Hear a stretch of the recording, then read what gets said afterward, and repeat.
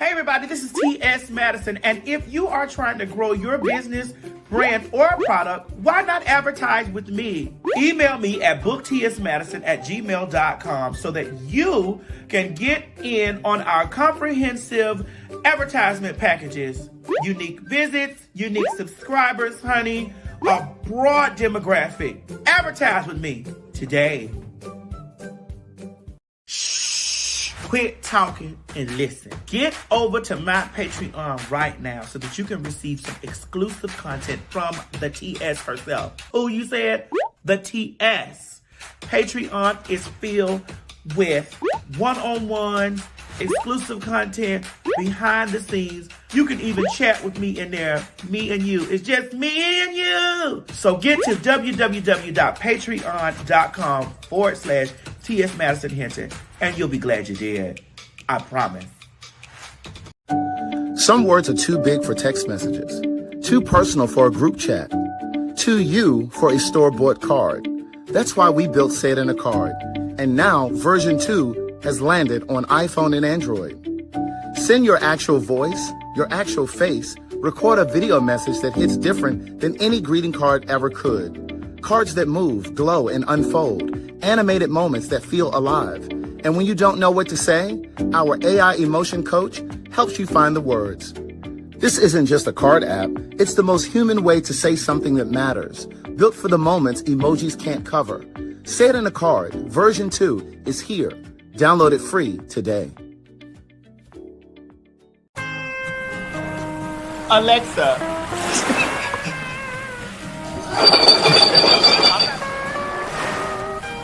Let's have tuna. Let's have tuna. We've seen your mom. I mean.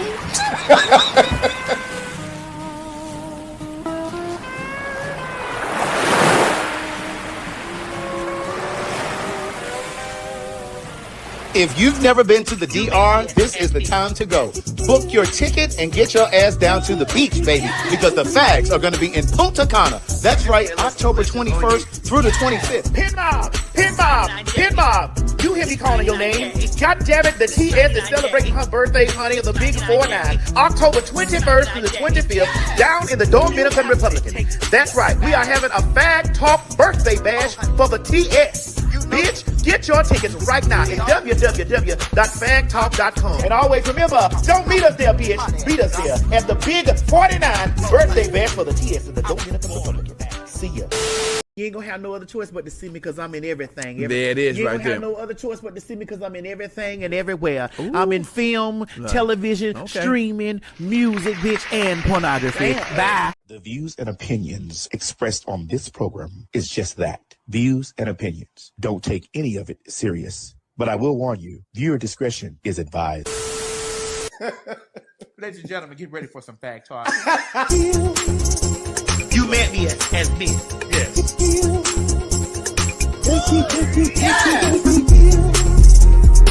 This hair looks delicious on you. Yes! This 99J. This 99J. This 99J. This 99J. This 99J. Yes! Do you have to take the bag? Oh, how did I live? That's right. Hey, y'all stop rushing us in the motherfucker. I'm popular, hot ass. I was born a bag, and so are you. I'm rich. I'm sorry. I'm rich, and so I bet you. I'm rich. I'm sorry. I'm rich, and so I bet you. I'm rich. I'm sorry. I'm rich, and so I bet you. I'm rich. Say it again. I am rich. You're what? That's right, Correct. And you got some people in that. She keeps poking the bear. I mean,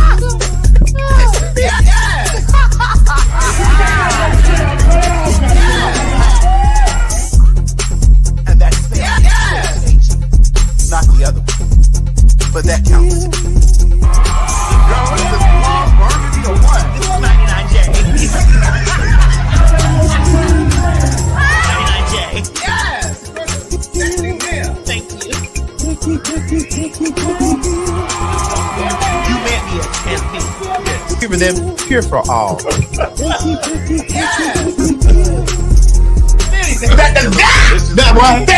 And y'all stop rushing up in the motherfucking. 99J. This is 99J. This is 99J. This is 99J. This is 99J. Yes. Girl, what is this? Plum, burgundy, or what? This is 99J. 99J. Yes. Thank you. I'm rich. I'm sorry. I'm rich. I'm sorry. I'm rich. And so I'm rich. Correct. And you got the people in that. She keeps posting again. I am rich. You're what?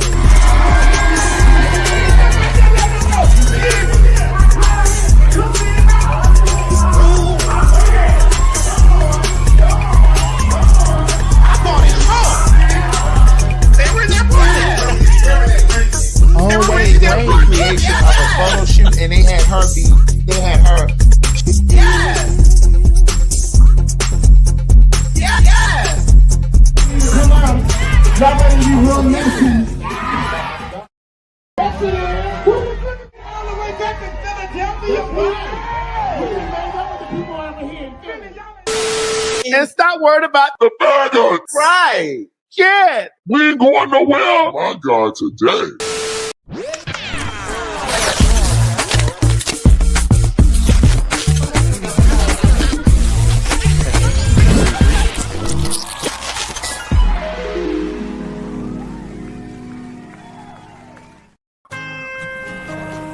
Alexa.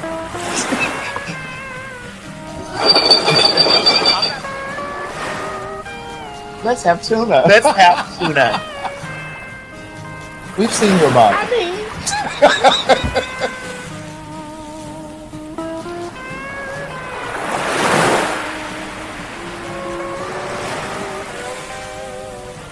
If you've never been to the DR, this is the time to go.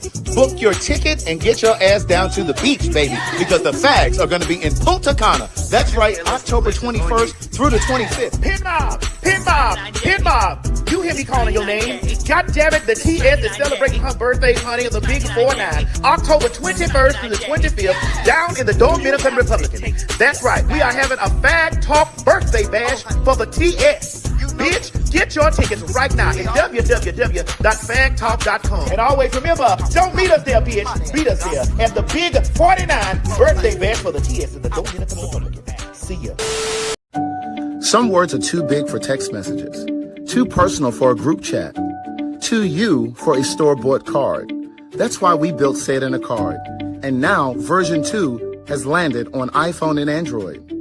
Send your actual voice, your actual face, record a video message that hits different than any greeting card ever could. Cards that move, glow, and unfold. Animated moments that feel alive. And when you don't know what to say, our AI emotion coach helps you find the words. This isn't just a card app. It's the most human way to say something that matters. Built for the moments emojis can't cover. Say It in a Card, version 2 is here. Download it free today.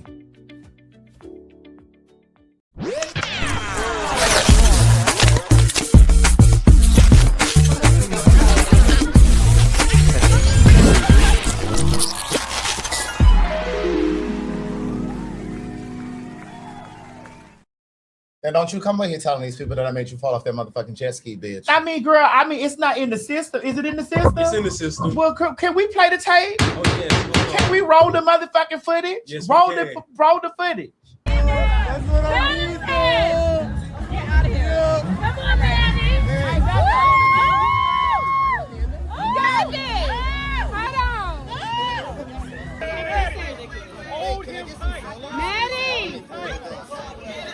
Maddie, your glasses. Maddie, take off your glasses. In the water, they're going to fall off. Her glasses are going to fall off in the water. Madison, take off your glasses. Hey.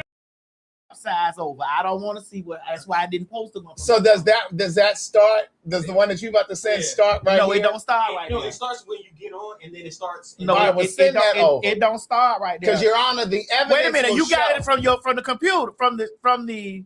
I got it from the one you posted. No, I need you to get it from the one You don't got it because it's on your computer. No. Look at this one. Here it is, right here. No, because I need them to actually see. Because this one starts with that don't stop when we got on them. I need to be able to see the evidence too. It don't stop when it gets over. It don't stop from where that started at. It don't stop. It started us already driving on. Oh, you need it from. Oh. We needed it from the start, and you got it on. It's on your camera. Well, it's on YouTube. Well, match play. Let us see this one. No, we can't because it's just us zooming out. No, it ain't. Hit play. This why I didn't post the one from Legraphone because match play. It don't show the shit going over like it was. It don't. I didn't play that one from Legraphone. I know Legra sent you that. It didn't send it to me because we know. Hit play. Okay. That's what I need. Get out of here. Come on, Manny. Got it.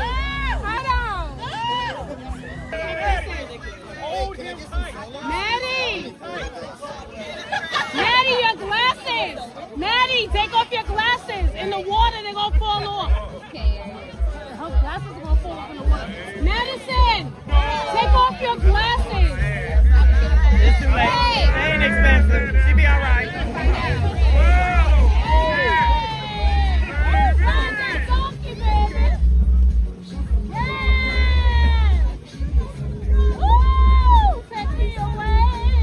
She probably ready to go back already. Madison probably ready to go back.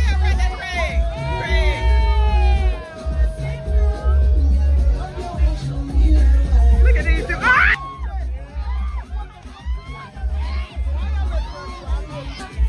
Lord have mercy. Hold on. You gonna put it in presents or you want to send it to Mo? I'm finna put it in present. They got to see how that bitch fell over. I just sent it. That bitch fell over. That's the same one? Yeah. There you go. It's about 5 minutes. No, ain't 5 minutes. I ain't putting that 5 minute one up there. Oh. I'm sending the one with the voiceover on there because that's the way that motherfucker fell over. That one Legra sent you, she screaming and hollering and missed all the shit. You got to see how you slowed that bitch down and then leaned over. No, I didn't lean over. That was all that ass. You had to slow the bitch down. I did not you lean leaned over. the bitch over, and I just really felt like you was trying to take me out there to kill me. It was leaning over. It was leaning over because of all of this. You need to understand all of what I have lost 70 pounds. But still enough to make us topple over. I may have gained back 10 over the holiday. I would say 12.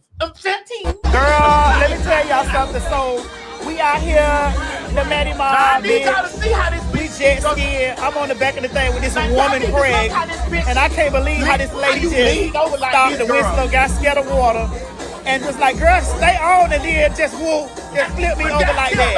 How dare you, Craig? I don't appreciate that. But you see how the locals knew the precious cargo. They cut the shit out, Mo. And I want to tell you something. You need to understand that now we got the full footage from the show. Yeah. So Mo actually got it from the camera from the full footage. First of all, you can see from the beginning there was a lot of trepidation on your part. I don't know what trepidation means, bitch. Like when you were trying to get onto the back of the thing, girl, you're not lifted up. You're not in the wheel. I'm not in the wheel. You're not in the wheel. When you first got on, it looked like the what's that thing? The jet ski was doing a wheelie. Because when you were climbing on the back, girl, I can't help that you a little nigga. I can't help that. I'm a big nigga. I can't help that you a little nigga. I'm a big nigga. And get this empty ass bottle of sour sop off. Girl, my housekeeper. Oh, girl, that's her spirit because she watched. Sorry, Miss Iris. I know you watched the show. Right. My housekeeper. Mm-hmm. Mm-hmm. Let me add this to the jars of things. Yes, please. But they also have a new label, sour sop. They have a brand new label. And the taste is still nasty, but it worked. That's right. And look, the people were talking about sour sop in Antigua. They were like, Craig, oh my God, it works so good. I'm like, okay, enjoy the sun. Oh, we're not here to talk about sour sop. Let's have a good time. I did not like the way you were treating your fans. Well, actually, they said they didn't like the way you were treating them. Well, I'm sorry. They actually said I was very friendly. Yeah, I was too. Well, I was just a little bit inebriated. And high. Well, both. We were on vacation. Yes, we were. And so the time was to have a good time to vacate the premise. Right. We were on vacation. Right. I had a very good time. I'm dark. Listen. I'm dark brown. Right. Dark skin. light skin, Beige, fluorescent beige, bitch. We black. bitch. Just in case that you didn't understand. Okay, when I tell you, I know I'm about 3 shades darker. Bitch, and I'm actually 4. Yeah, I got my son. We're actually 4. Mo, slide over here so the girls can see what you gave. I just really want to let y'all know that Mo really stepped in as a boyfriend for me this week. This week I felt really good. I'm really gonna start taking care of Mo like a wife. Damn. Stop this, John. Girl, you don't have the capacity, honey. You've never had the capacity. I just need you to understand that. Do you see the shades of color here? More just look like eyes and mouth. Jaya, that was a mess. Fuck you, bitch. Oh! He would never say that to me, bitch. That's how I know he don't respect you as a woman. Oh gosh. I need you to understand something, right? That's gonna be the screen grab we do for the title of this video. Right. The vacation isn't over. Yes, God. But no, we had a really good time. I had a great time. I really like for you to understand that we had a magnificent time. Such a magnificent time that we are currently right now announcing that in 2 weeks the tickets will be on sale for Amsterdam, Paris, London. Because that's going to be our next trip. Our next PhagTawlk European, like a holiday road,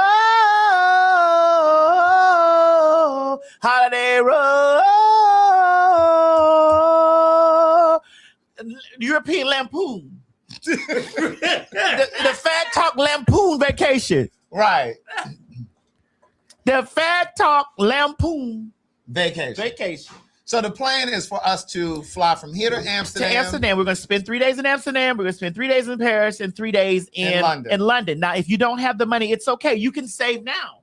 Right. So the plan is to put those tickets out, put the trip content, everything available. Yes. And then you can pay on it. Because the plan is to do it like this time next year. Yeah, like around about this time, August or whatever. And we would do a show in London and Paris. Yeah, but we're going to spend time in Amsterdam. Yeah. You know what I'm saying? But we're going to do a show. Now, this will not be all-inclusive, so we're telling you to save your money. Right, because Europe, they don't have like all-inclusive resorts and things like that. It's going to be hotels. We were trying to get you girls to step your pussies up. You girls say y'all rich bitches or whatever. And we are not going to, everybody's a rich bitch, so we're not going to offer the rich bitch package because we did hear that we did listen. As people, we did listen. We heard that, some of y'all was saying that y'all didn't get enough time or what else because y'all was with the rich bitches or whatever. But I was like, girl, you're all rich bitches. So, girl, this is definitely the rich bitch package. Yes. So, you rich bitches, if y'all hoes is rich bitches, can you come Amsterdam, 3 days in Amsterdam, 3 days in Paris, 3 days in London.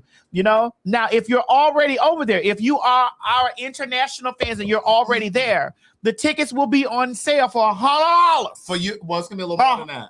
Well, that's general admission. Right. Because you'll be able to purchase tickets just to come to the show. If you're already there. If you're in London or if you're in Paris. If you're in London or if you're in Paris. So this is for all of our Parisian and Londonaires. If you're... Londoners. Parisians and Londoners. Right.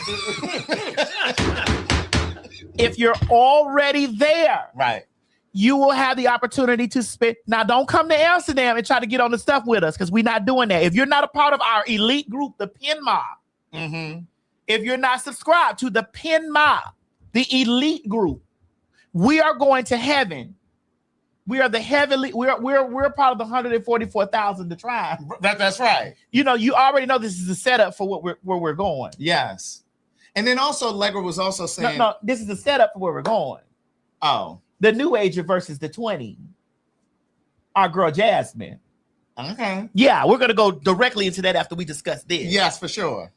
That was cute. You said, what is the prices of the star? Well, Allegra's working on that now. We don't know. But here's the thing. One of the things that Allegra did say was, if you're not able to go for the entire trip, maybe you can come for a leg of the trip. So there will be like a different pricing structure. There'll be a price structure for the people who are going to come for the entire time. And then there's going to be a pricing structure for those who need to come mid vacation, if you will. Let's just say you want to fly, you want to come into the London part of it and come to the show, or you want to come to the Paris part of it and then come to the show. There'll be packages for that as well. All right. But we'll have that information and we're going to drop that first in the PhagTawlk International Facebook group because many of you are already in there. And then the information will also appear on PhagTawlk.com and PhagTawlkInternational.com. But you can always get the information from PhagTawlk.com. Okay. Yes. So because this is what we've decided to do. Like we said, if we're gonna step our pussy, we're gonna step our pussy all the way up. And that's AWLL, all. Right. We're gonna go all the way up. That's it. Now, while we were on the trip, we had a very good time. We had a very good time. It was relaxing. We went in because we only fly Delta. That does not make us elite because we fly Delta. Right. We just only fly Delta. It just makes us choicey. It just makes us very. It makes us have we have a preference on the way. If we go down, it will be Delta. Oh wait! Speaking of Delta, did you I did see them go down the other day. What? No, I didn't see that. They didn't go down, but they were definitely smoking in the bag. Oh, they smoking up in here. They were smoking up in here. And so the motherfucker was smoking and they had to do an emergency landing in Atlanta. Really? Yesterday. Oh, see, I missed that. I didn't. I didn't. What I was going to ask was, did you reach out to them? Because we sat on that motherfucking plane coming back for a whole hour. Yes. Did they compensate you? They did. What'd they give you? A few thousand points. Oh, girl, they gave me $250 credit for a flight. No, I didn't want no points. I needed the points. Yeah, I want the credit. Well, girl, the 250 is still 2,500 points. Girl, for 250, I can go round trip somewhere. I can add that to. Girl, where are you going? This is not Spirit, girl. It's gone. Where are you going for anywhere? Oh, no, it could be a leg somewhere. It's gone. It's a leg somewhere. Spirit is gone. It's gone. Okay. Honey. Speaking of Spirit. Yeah, so we had a really good time. Mm-hmm. We were having a lot of spiritual awakening. We went on the beach. We did a little witchcraft on the beach. We did. We conjured up a couple of get money spells out there in the water. Hear us, hear me. And then we also very much so gave offerings to the water, asked it to bring in and take away. We bonded out there, we had a really good time. It was at night. It was at night. Yeah, we set foot in the water. It was warm. The waters were warm. Yes. We did it outside of the group because we didn't want the group to know that we were over there conjuring it up. But now you know. Right. If you couldn't find me, I was at the water. Yes, Yema, yeah. Water. Yeah, and in the process of that, we were just really having a time, and we were really talking about how the things that we're really grateful for. Because I really think that when you're at the water, and or just anywhere when you're we use the word conjure because it scares a lot of you Christian folks. When we're at the water conjuring or we're anywhere conjuring, you have to give thanks for a lot of things first because you got to be grateful for the things that you've already seen. Because when you go, it's like going to your parents and asking your parents for something. It's just like, girl, you ain't thankful for all the things I've already given you. Like, you got to give the thanks, the thanks. Is this the thanks that I get for putting you bitches on? Is it my fault? Something weird to that nature. You got to give the thanks for the things that you got. And we are abundantly blessed. We were talking about it yesterday. No matter what trial or tribulation that we may have in any situation, we are abundantly blessed. We're abundantly blessed in our families. We're abundantly blessed in our going in and our comings out. So we definitely, gave a lot of thanks, thanks for our friendships and for being able to have a wonderful trip like that with so many wonderful people came in. Yeah. We had times with so many wonderful people, so many wonderful spirits came. There was a lot of new faces. Yeah, there were a lot of people that I didn't recognize. There was a lot of new faces there, which you'll see on the video. Craig, I should tag you and I should make you a collaborator on it.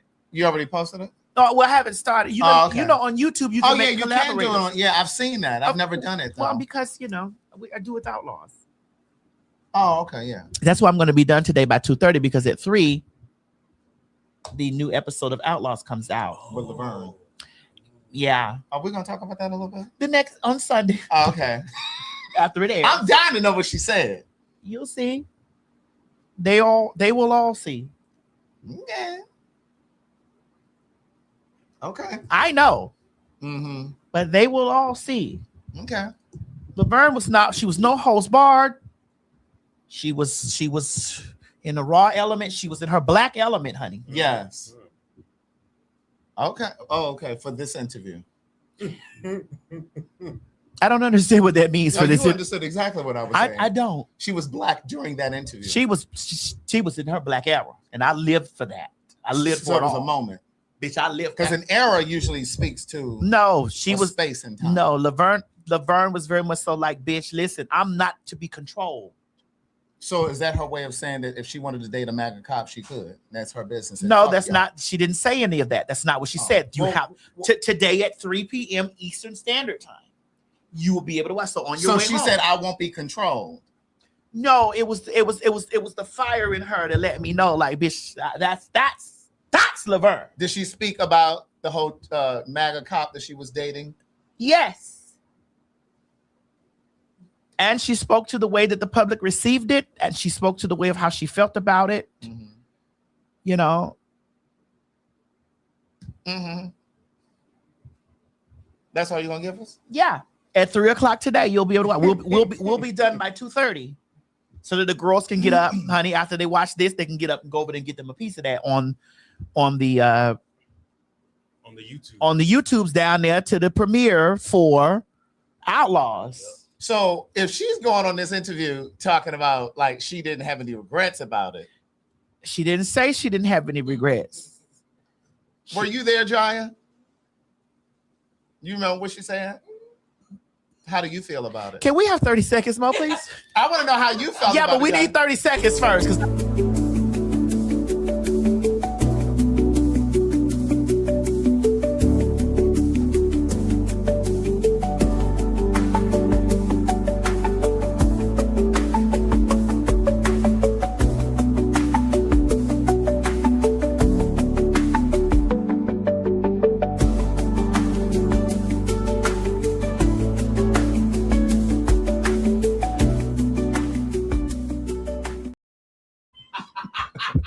Oh yeah, they're gonna tear her. Girl, no, they're not gonna. They might have to. What they gonna do? Then? They might. What they gonna do? They may. I don't know. What they gonna? It's a possibility. I'm not sure. What they gonna do? How they gonna do it? I mean, I just. Girl, it may happen like that. What they gonna do?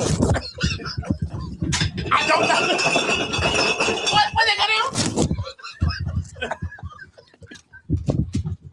It's a possibility. What they gonna do? What? I don't know. I'm not sure what they're gonna do. How they gonna? Oh God! What? It may happen that way. What was that sound?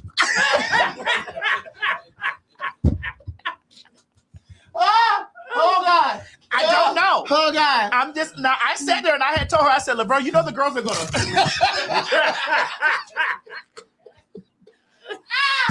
Oh God! I said, "LeBron, be prepared for it." And what she said? Fuck them hoes. Oh. I said, "Oh, now that I can give you that." Right. She said, "Fuck them hoes." She said, "Fuck those bitches." All right. She might be in a new era. And I lived for every second of it. Okay. I said, "Welcome in, Miss Cox." welcome in, Miss Scott." That's right. I lived for every moment of it because I love when my girls be motherfucking goddamn wrong. Okay. That's the only way you're supposed to be, Right. especially when you're unprepped. That's the only way we fuck. Wait.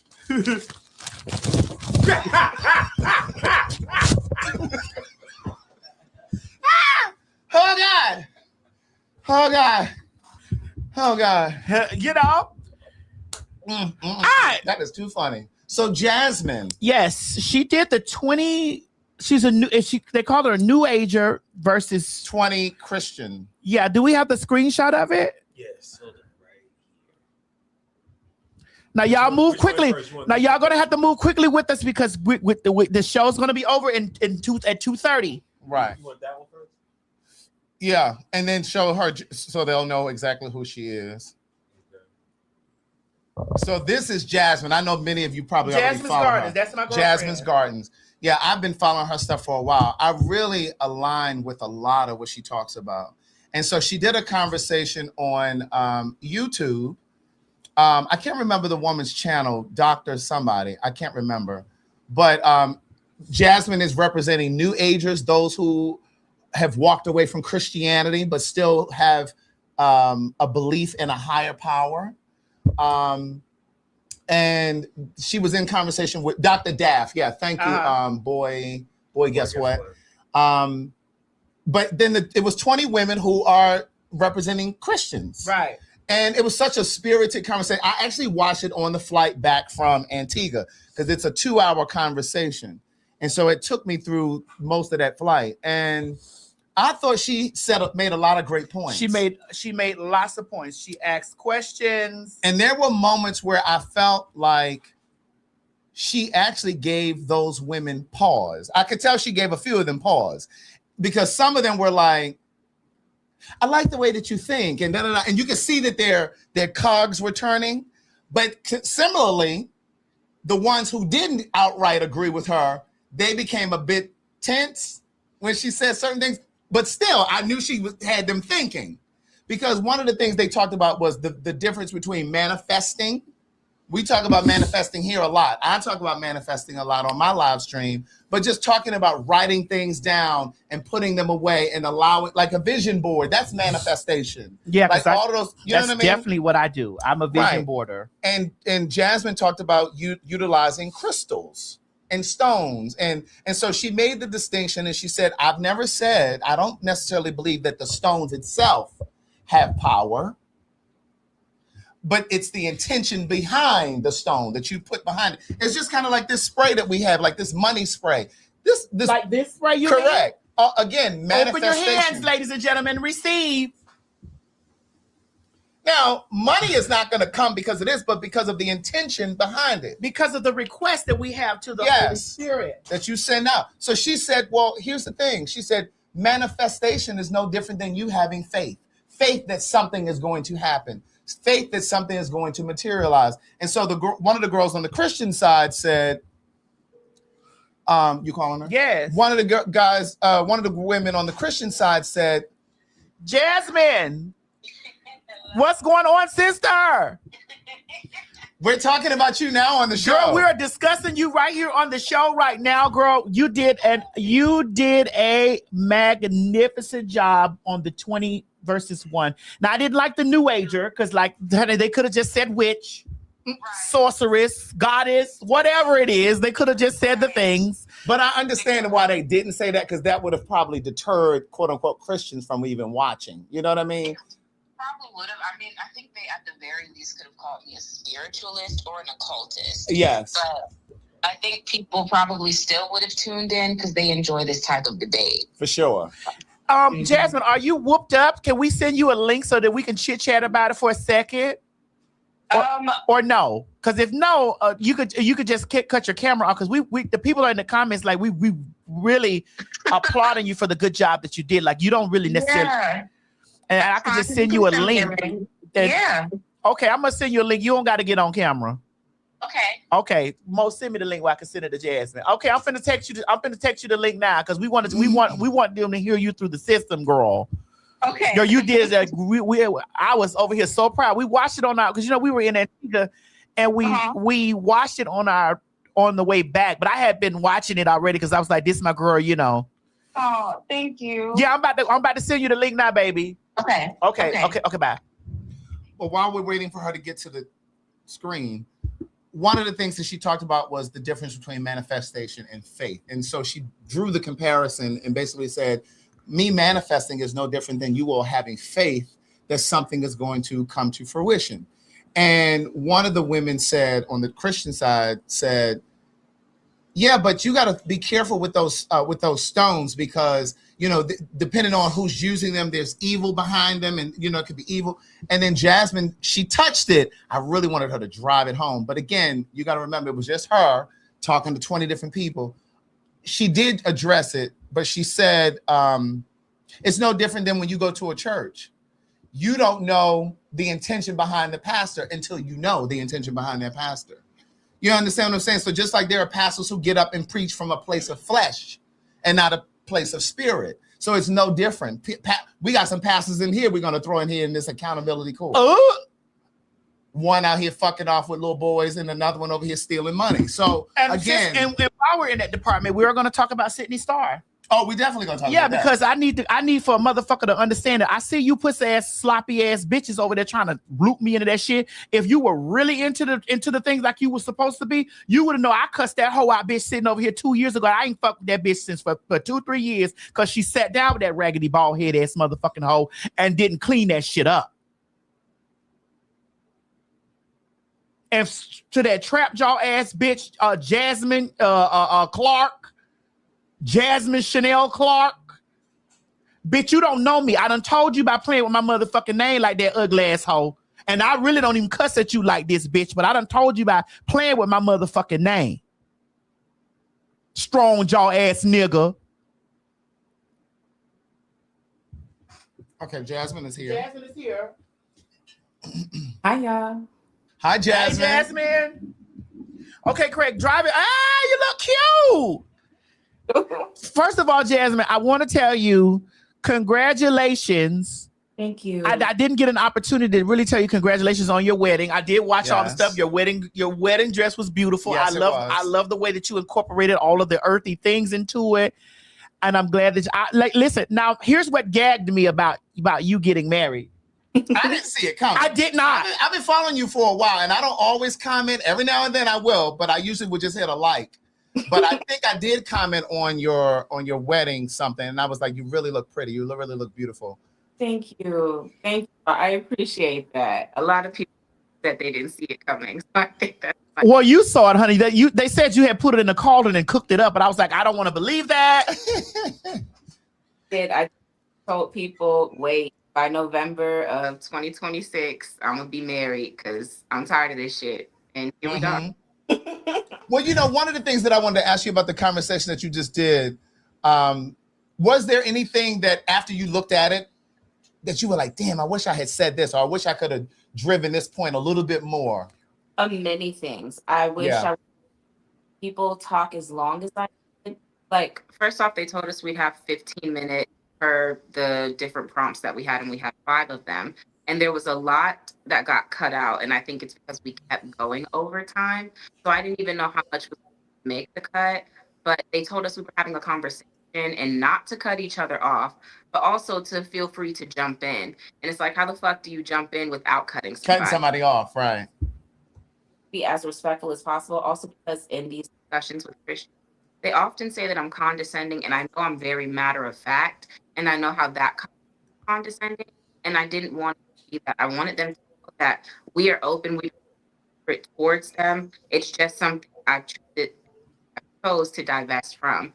So in having the ability to watch it back afterwards, I definitely wish I would have asked more questions, engaged a little bit more, instead of just kind of answering their questions. But I also think it allowed them to get insight on our work. Yeah. And I kind of was thinking that as I was watching it. I said, I'm pretty sure they probably cut some things. But I will say this, to the point that you just made. You said sometimes you've been told that you come off condescending. I didn't get that at all from this conversation. I was looking at it, and I just kept thinking and I'm not just saying this because you're here, because they know that I will really give my opinion. I really felt like you were so poised, because there were moments where I was getting hyped on the plane. And I was like, damn. Well, because they were trying to trap her up. Yeah, but you were so calm. And I was just like, it was so even. And I just feel like you were so prepared for the conversation. And then there was a moment where, and I don't remember, it was a black girl on the Christian side, but I can't remember her name. But I remember she was just like going question. And you said, well, are you going to let me answer the question?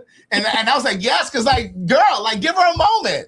Like she was lambasting you with like question after question. But I just felt like you did such a great job. And I was saying, as you were about to join, that I love the conversation where you guys were talking about the similarities and or differences, if you will, between manifestation and having faith. Yes. You know what I mean? So if you want to speak about that. I feel like they are exactly the same, just different words. Really just different language. If religion had its own language, we are all talking about the same thing. If faith is the substance of things hoped for and the evidence of things unseen, and faith without works is dead, then that is all manifestation is, because I explained it is mystified self-preservation or discipline. It is you putting a goal into motion and having some sort of plan, but you must do the work. If you decide you want a business, you still have to go and fill out shit to put that business into motion. There that you on your end, just being like on it, God's not going to give it to you. Just being like, the universe, I want it. You still have to go and do something. Right. Really at missing the point. But I know them were just on the defense because I'm the enemy in their eyes. So they did it. But I actually was not well prepped for it. I wish I would have prepared better.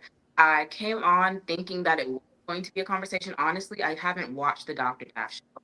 I didn't really tap in on anybody else's episodes. I just kind of skimmed to see the format of how things would be set up so I could figure that much out. But yeah, I was just high. I smoked before I got there.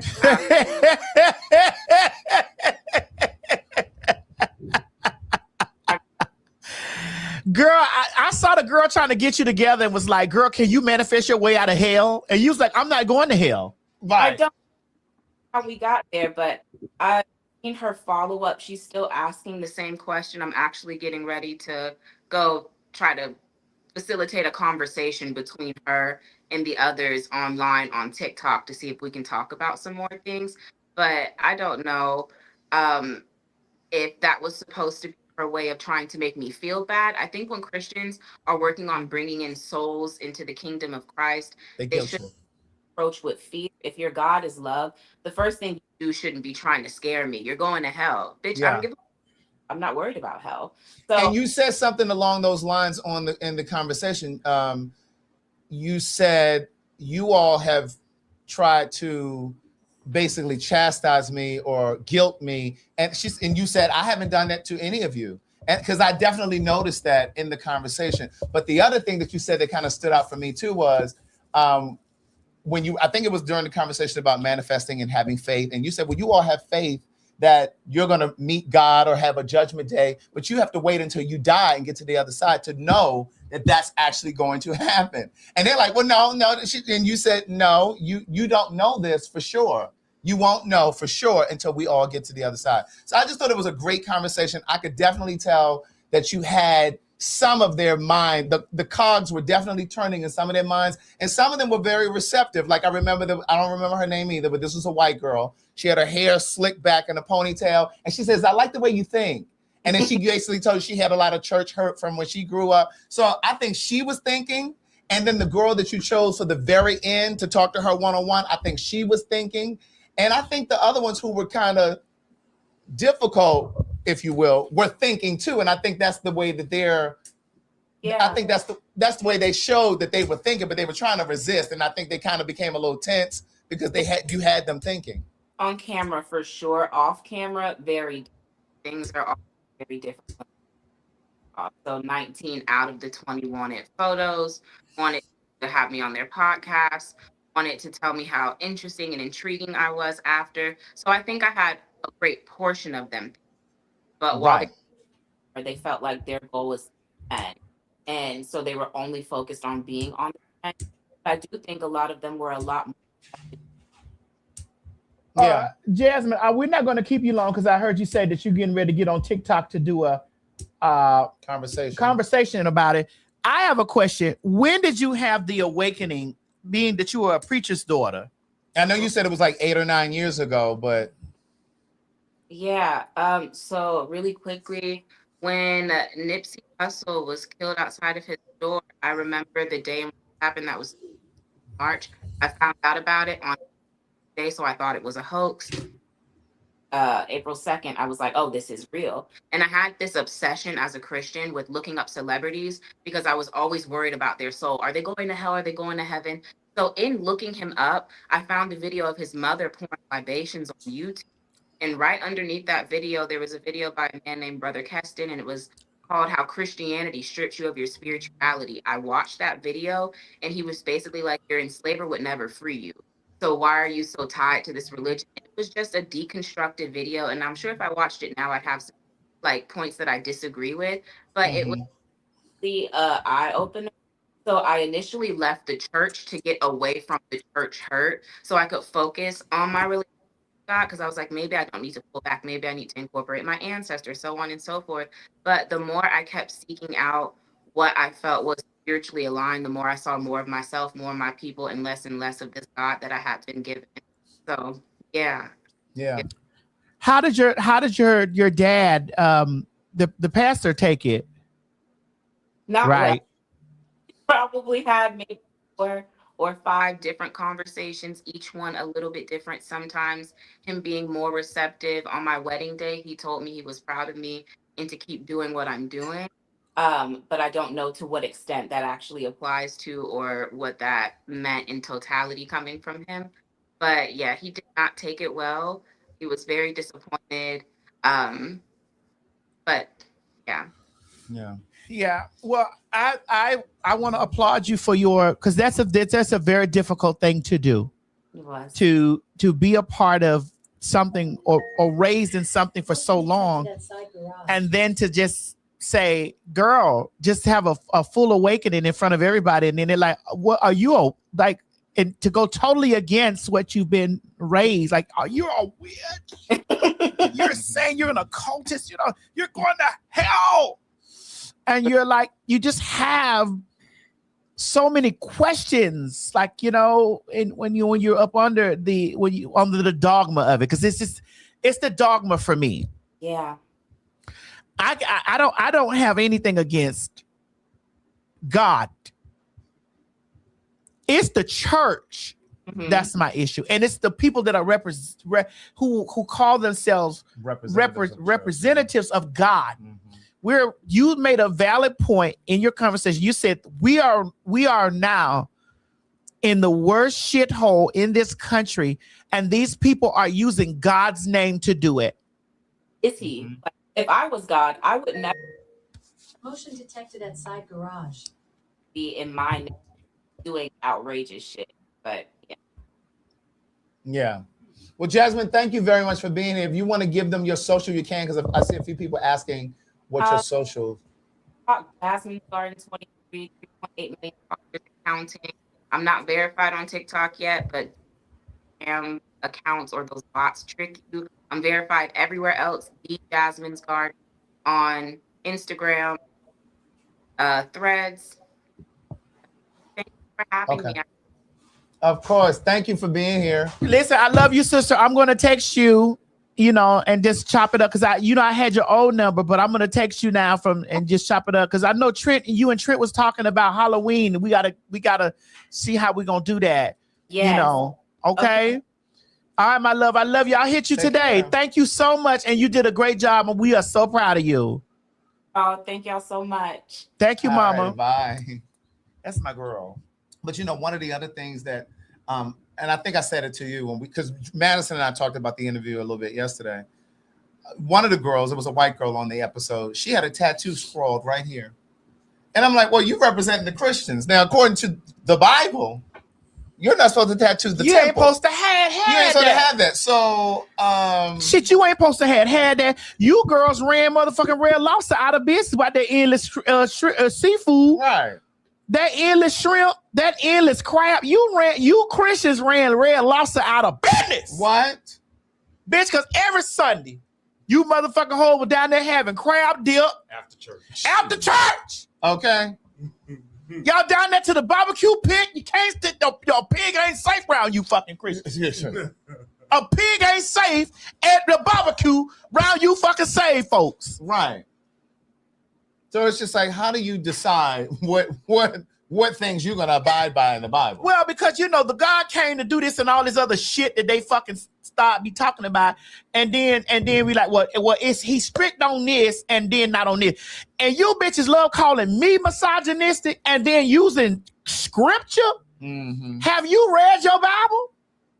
You bitches that's like to call me misogynistic and say I hate women. Have you really read your Bible?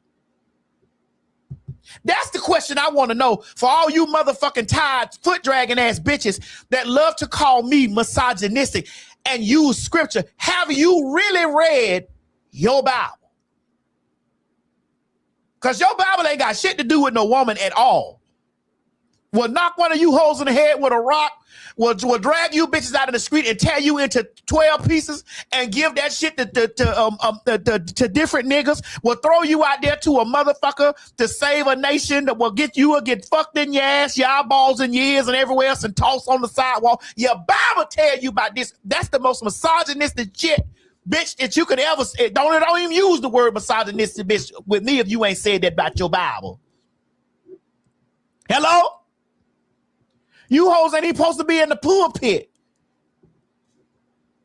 You ain't even supposed to have on no pants. You ain't even bitch don't even you ain't even supposed to speak. That's what the Bible says. But you know, my thing is, and again, we were talking about it a little bit yesterday. And I was saying to Madison, and I'm sure many of you know this, have heard this. Slaves were not allowed to do anything. They couldn't marry each other. And when they were set up to breed other children, breed other slaves, they weren't even allowed to be family. And so part of the reason that they broke those people up and sold those children to other plantations, because let's just say me and Madison were slaves and they've set me up to have children with her. What? Well, why you couldn't let Mo fuck me? Well, either way, you ain't got no pussy. So whichever way I had gone in this story, whichever way I had gone in this story, you just can't hear it. Pull me up. You had no business tearing my pussy up like that. Whichever way I went into the story, my pussy ain't got nothing to do with it. We were gonna come to a dead end. Either way, the story's gonna come to a screeching halt. A dead end. There's no way out. Oh God! There's no way out. See, it had nothing to do with this. So, for example, like they would make me and Madison have children together. They may have us having 10, 12, 15 children.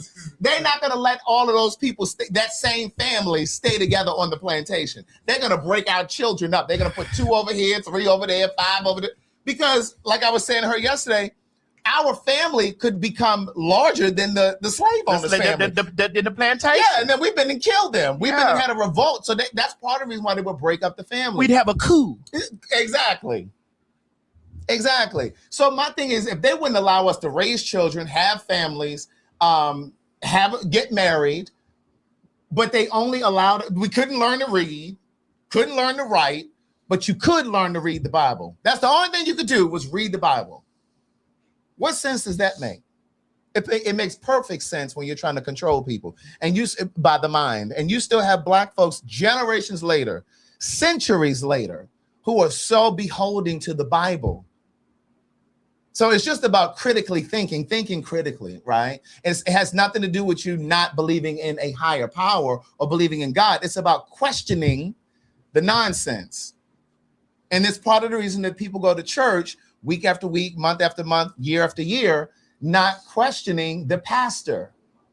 You're giving away money for the pastor's anniversary, and then there's a building fund, then there's the pastor's anniversary. I mean, it's just all of these things, and no one questions why or where the money is going. No one is questioning that because you're told that, oh, it's blasphemous, or you don't ever question the man of God. No, I'm questioning where my money going. Yeah. It is strict. You expect people to come to church and not ask any questions about where their money is going?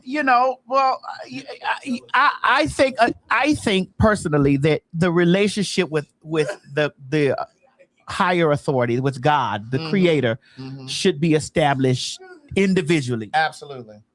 I mean, you should never allow the church to dictate your relationship with the higher being. I think the church is just there to assist. It's not there to tell you or control your life on how you should move around the world. I mean, move throughout the world. Yeah. You have to determine your relationship with God, because the church ain't going to be there when it's time for judgment, if that's what you believe in. And ultimately, I'm a believer that your instincts your spirit, your conscience, that's your roadmap through life. Yeah. That's your direct connection through God. I agree. And I was having a conversation with a friend of mine yesterday. He was saying that for the past couple mornings, he's been awakened at like, I don't remember the exact time, but it was like around the 5 o'clock hour in the morning.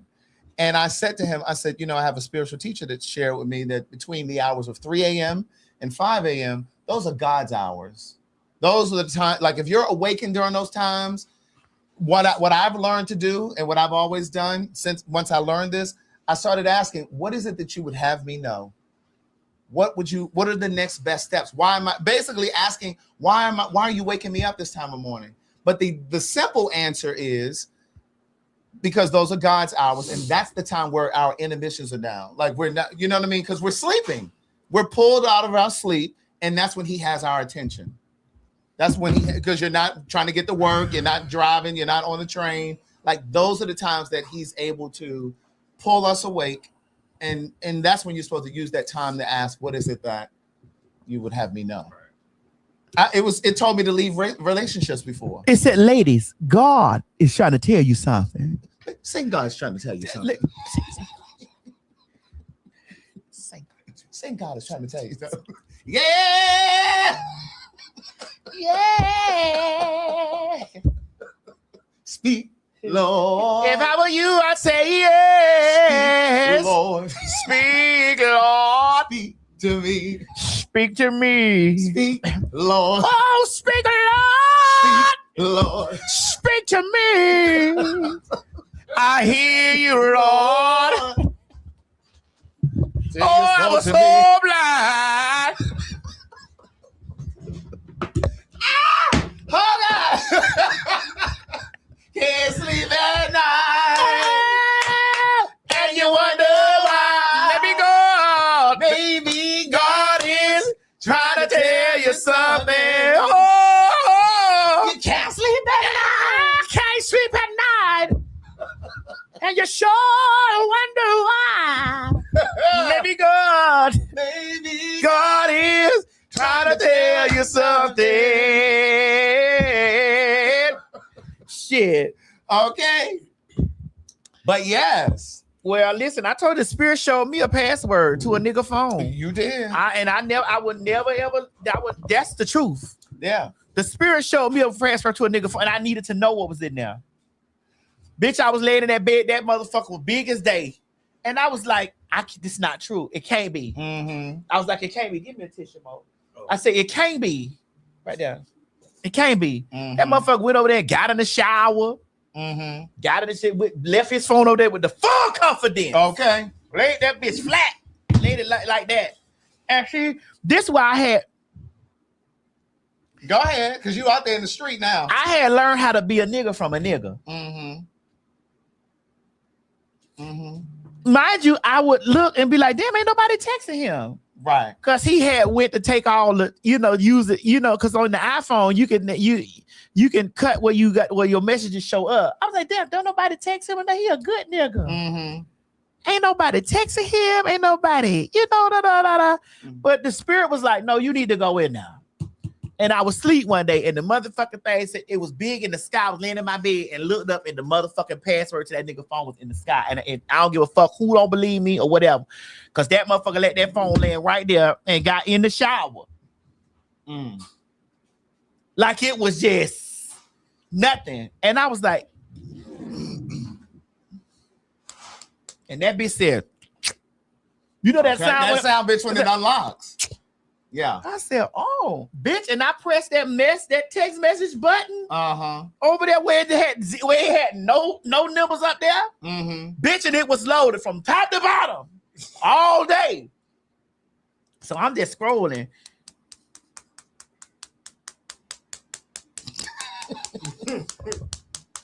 Reading and scroll. What were you doing? Girl, that nail is moving.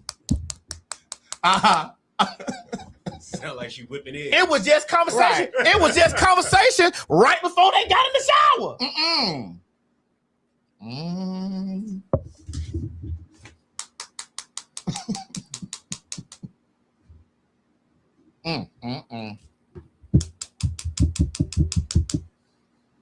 That deception is something. Yes. But I learned how to do that. I'm gonna tell you. I was on TikTok the other day, and you know how like when your phone, our phones, we mix our phones up all the time, unless we have a distinct case.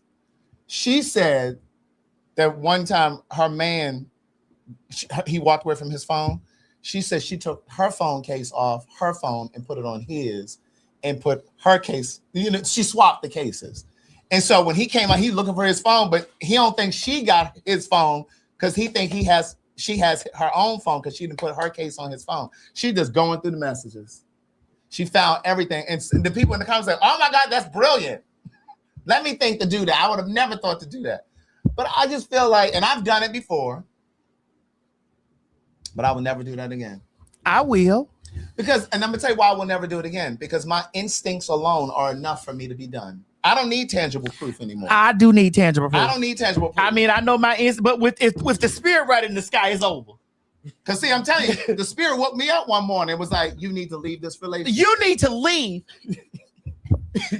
you need to leave. Right.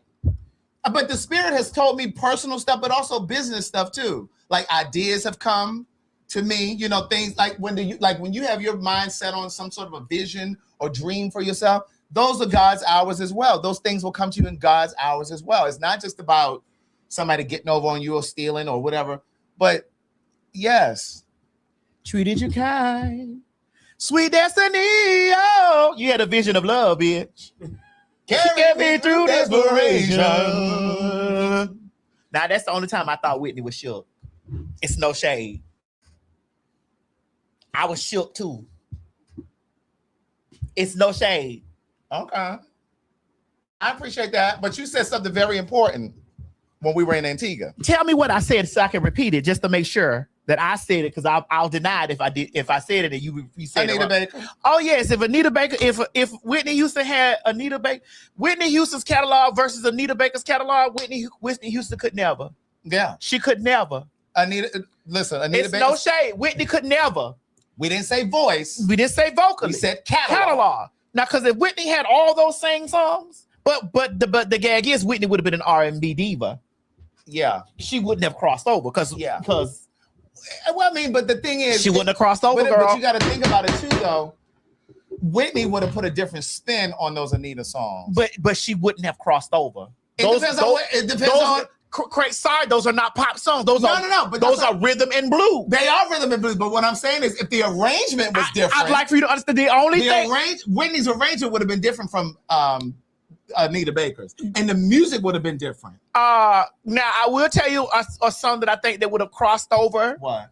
That probably would have been Poppy if it was Anita and Whitney. If Whitney would have sang it and it would cross. I think I want to know what good love feels like. I think that Whitney would have did a more poppy spin on that. I think that she'd have did a more poppy spin on. I'm thinking fairy tales. Yeah, because it's a lot of verbiage in there. Correct, and it's a lot of verbiage in fairy tales, and whatever it takes to make you happy, baby. Yeah, you know, that could have been a pop. It could have been like if the tempo was changed, and that's what I'm saying. Whitney's arrangements would have been completely different but it would have been about the verbiage. It would have been about the language, the lyric. Because Anita don't play with that pen. No, Anita Baker does, and neither does Mariah. I'm gonna give Mariah now. Oh, for sure. Mariah's is not to be tampered with. Period. Now y'all know I give Mariah a hard time because she's a lighter shade. That's possibly why. I'm gonna go ahead on and say it. Now, see, for me, it's because I don't think colorist. No, I'm not a colorist. It's just it's a white woman singing for me. For me. It's a white woman singing. That's just what it is for me. I'm just not going there because it's a white woman. And see, for me, it's just that her voice. Her voice is just a little hollow. And it's airy. That's what I'm saying. It's there's no feeling. It's a little hollow. It's a white woman. Oh yeah, no one in the world. If she had done that, Whitney had done that. No, I look back on all those good times we once shared, and I must have been blind just to think I would find someone new, one who loved me better than you. you. Well, this may come as a surprise. Loneliness. I didn't think you really know that lyric. Had opened my eyes. We need 30 seconds more, please. Give us 30 seconds. 30 seconds. Still I can get.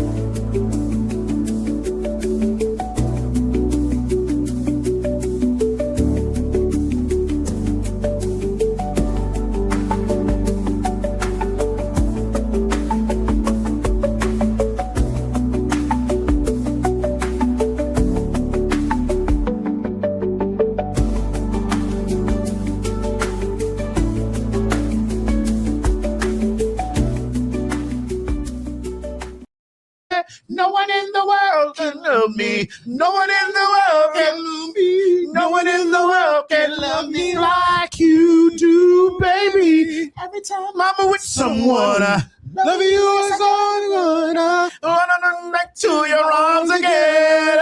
And no one in the world. Whitney would have tore that. What? Whitney would have tore that. Now, which verse? Now, which era of Whitney? Which era? Oh, it would have had to be the beginning. No, because all that talk singing and no, shit. No. I would not say the beginning with because the beginning Whitney. It would have had to be. It would have also. It would have pre-Bodyguard. Excuse me. It would have been also airy, like Mariah. No, because it would have been airy. It would have been. I'm thinking Bodyguard. I'm thinking 92 Whitney. That's why I said nowhere past Bodyguard. I'm thinking 92 Whitney. 92. And not a year past it.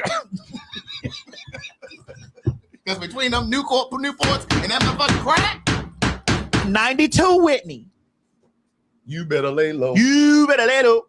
Because when she was doing all that talk singing, it was I'm still sick about that $1 million bill. Oh, bitch, that was my cut. Oh, I know. Because that was trash. That was my cut. That don't stand up against nothing against Mariah. Nothing.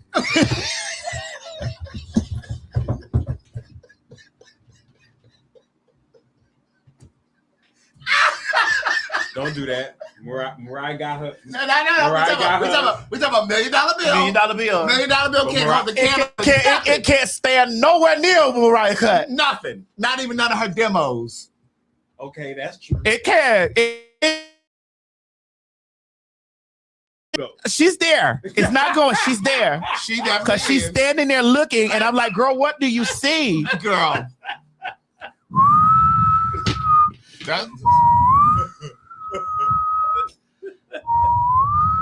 Mariah need to get somewhere and sit down.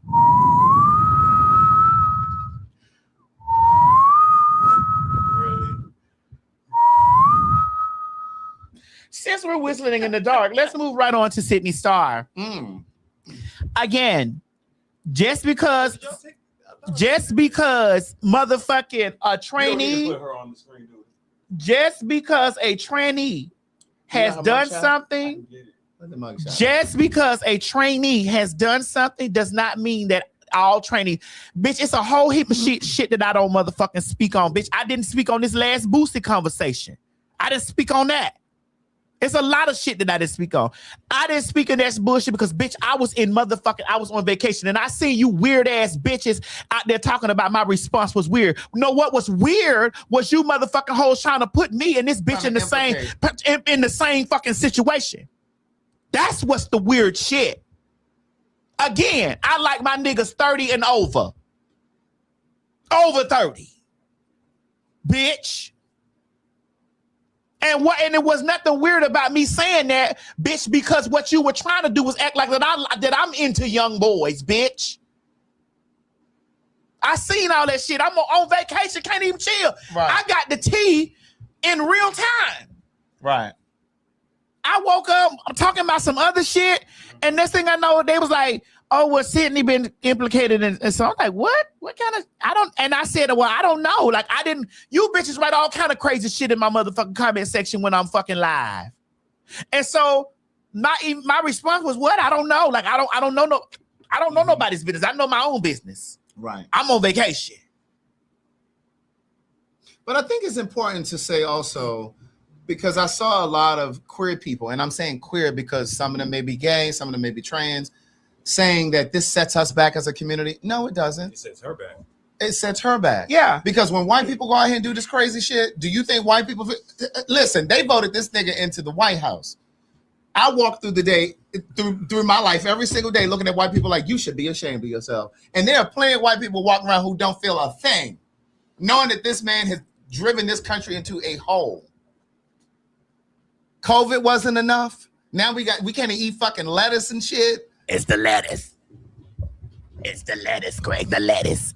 It's the lettuce. And we need to implement Taco Bell because it's the Mexicans down there. That's why we were trying to deport them all. And we had ICE at the border to get rid of them and the lettuce. And if they don't give a fuck about what some of these white people thinking, you should not embrace that or claim that. Like that is not a reflection on all trans people. It does it's not. Certainly not a reflection on all queer people. Talking about I ain't got nothing to say because I'm in on it. In on what? Right. And it's just like when black people commit certain crimes, there are black people who feel like, oh my God, it's a reflection on. Child, let me explain something to you. Even if the black people never made the news, white people still gonna think what they think about black people. Correct. So it doesn't matter. So I'm not concerned with their perspective and what they think about us, and you all shouldn't either. Now here's my real thoughts. Since we're here, since you want to know my motherfucking real thoughts. First of all, bitch, she's a dick hungry ass tranny. And usually what happens with dick hungry trannies is they play around and get themselves endangered and shit like that. Now, if the allegations are exactly what they say they are, the girl should be hung upside down by her toenails and dipped in kerosene. It's a 13-year-old boy. How the fuck do you not see a 13-year-old boy? Now, this is if the things are. If it's true, right. This is a 13-year-old boy. We know the difference between 13-year-old boy bodies versus, I don't give a fuck how much cow grass-fed shit that they feeding these motherfucking kids. Now, the dicks may be something different. Right, but the conversation is not. The bodies, you know a 13-year-old body when you see a fucking 13-year-old or 14-year-old body. Boys hit me up all the time bitch, I am an old sex symbol. Old. Regardless of how you bitches try to read me about how I'm built and shape, bitch, I'm still a nigga's fantasy to this day. Right. To this day. The light's still on in this motherfucker because I'm a nigga fantasy, bitch. And so what you got to understand is when you get to a space in your mind, develop in your mind as a person who is always highly sought after. And she is Sydney Starr. The bitch been highly sought after for the longest. Cause nobody didn't know what the fuck she was. Bitch, when she first hit the scene with that chingy shit, bitch, we all thought that she was a whole line on this nigga. Trying to, but then when we really understood that she was a transsexual, then it was like, oh shit. Niggas that like trannies around the world was seeking after this bitch because of how realistic the bitch looked. Mm-hmm. And so therefore, in this conversation, you should be used to niggas hitting you.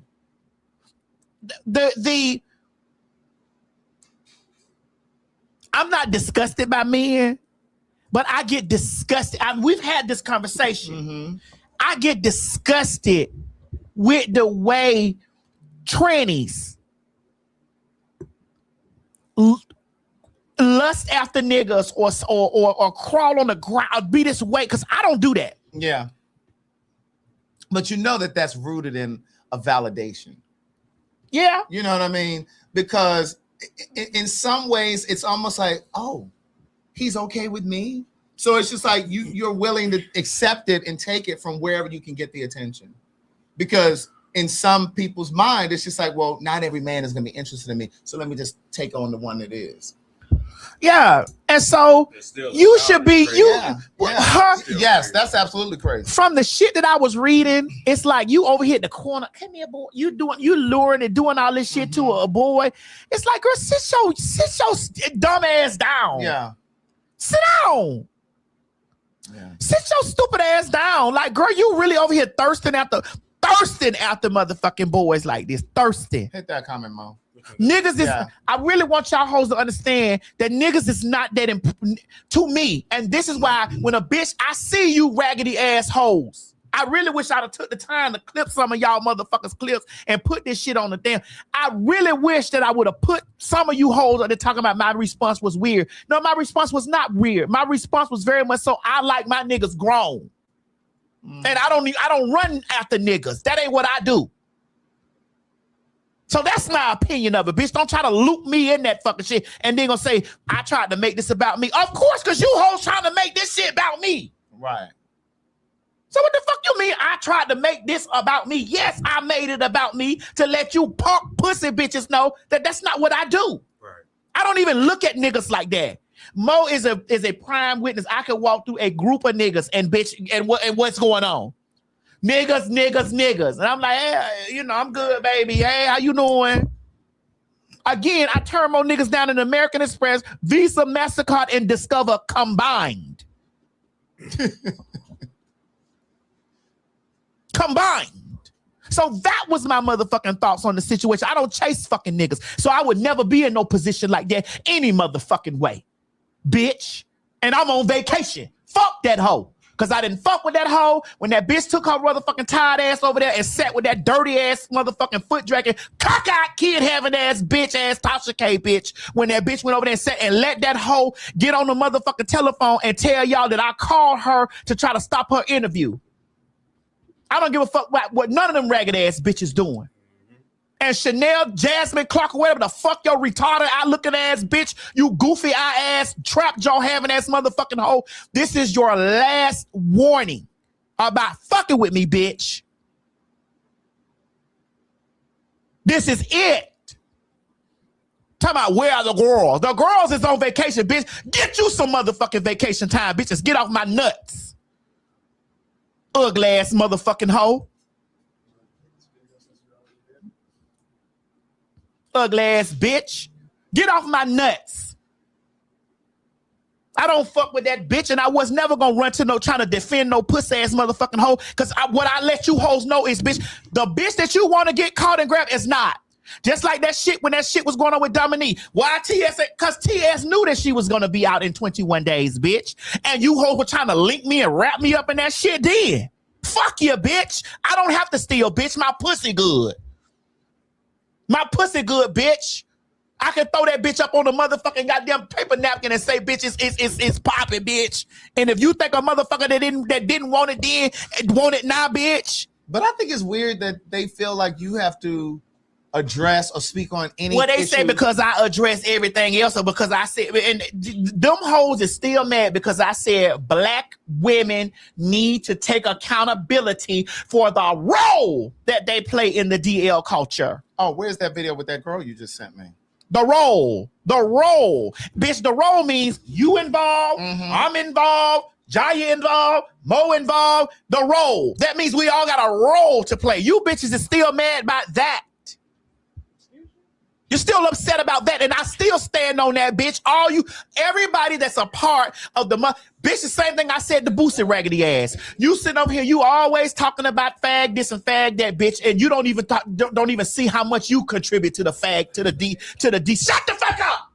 You don't even figure out how you contribute to the motherfucking DL culture your own fucking self. You got niggas out here trying to be real niggas, bitch, in prison. Now they fucking one another, bitch. Follow your stupid ass.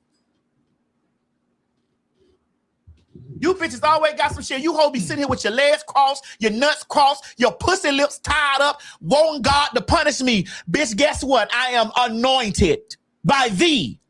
They, them, they, she, bitch. I'm anointed, bitch. You ain't gonna see shit happen to me except blessings on top of blessings on top of blessings, because I don't fuck with nobody, bitch. And bitch, when I feel like that I motherfucking and being tried, I go to my ancestors and say, protect me from them. So, bitch, if you think a spell is being cast on you, bitch, you shouldn't be the enemy. Suck my dick. And fuck Sydney Star. That's all I got to say about it. Right. But no, but just to elaborate on your point about the role that we all play. And we're going to play this video, but remember, it's just like anytime somebody, again, the role that women play, it's when you jump in the comments talking about somebody is zesty. Oh, that's a role. That's a role. That's a role, niece. Niece, that's a role. Or you talk about he got on bedazzled jeans. That's a role, niece. You in the comments. Oh, he dancing all on social media. Oh, that's too Nelly for me. So what you want him to be, a caveman? You don't want him to have any type of emotional intelligence? You want him to have shitty draws. You want him to sit on your motherfucking sofa and leave a doo-doo rain because he think it's gay to wipe in his ass. Right. You want him to not have no emotional connection to your stupid, dumb bitch, bald head ass bitch. But then you want him to know what to do and how to feel when you're crying and you need support, emotional support. He don't know how to show up for that. Because that's too gay. That's too gay. That's your role that you play, dumb hoe. Let me pee. Go ahead, Mo. Play the shit. Okay, y'all, so let's play a game. Let's name unwritten things that make men gay. So, like, for me, I feel like it's a little bit sassy for you to doze off while your homeboy driving. You got too damn comfortable. You trusted your homeboy a little too much, and you doze off. What if he accidentally suck it in? You know, like, for me, that's for me. I'll start. Fuck it, I'll give y'all another one. I don't think men should eat hot wings. Like, hot wings is too wet for men to eat. Like, you sucking on it, you do. I think men should not eat hot wings. Or any kind of sauce wings for that matter. You need to get your sauce on the side. Get your shit dry. It's gay. I'm sorry. But it's an unwritten rule for y'all. Maybe I'm doing too much. Bitch, you sound stupid as fuck. And that's exactly why y'all hoes can't keep a nigga now. And y'all wonder why they got so many DL niggas and niggas don't want to come out the closet now. Because dumb P-brain hoes like this. And anybody that think like this P-brain asshole is automatically ran through. Because that mean any little thing a nigga do, you gonna feel like he gay and kick him to the left and let the next nigga come get a taste of that pussy. Stupid hoe. Soon as a nigga in touch with a little bit of his feminine side, now all of a sudden he a sissy. But the real sissies be the killers and the drug dealers and the niggas that y'all swear to God that so motherfucking hard that don't give you no inch of gay. Be the real gay ones. Trust me. I'm a gay nigga, I know. And so, Mo, did you eat hot wings wet? Yeah. So you might be a little sassy.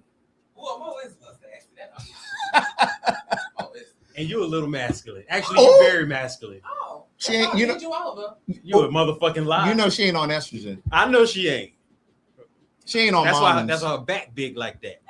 But you know what the thing that's so crazy to me is, and I see some of the comments where people are saying, oh, but that's, you know, that's just rage baiting or she's just creating commentary. But it's true. People do that. But you're putting that information, into the world. I take it back. But you're putting that into the world. So even if you don't really believe that, like you're putting that commentary out there. Something just went out this light. Which one? Oh, crap. Oh, it popped out. And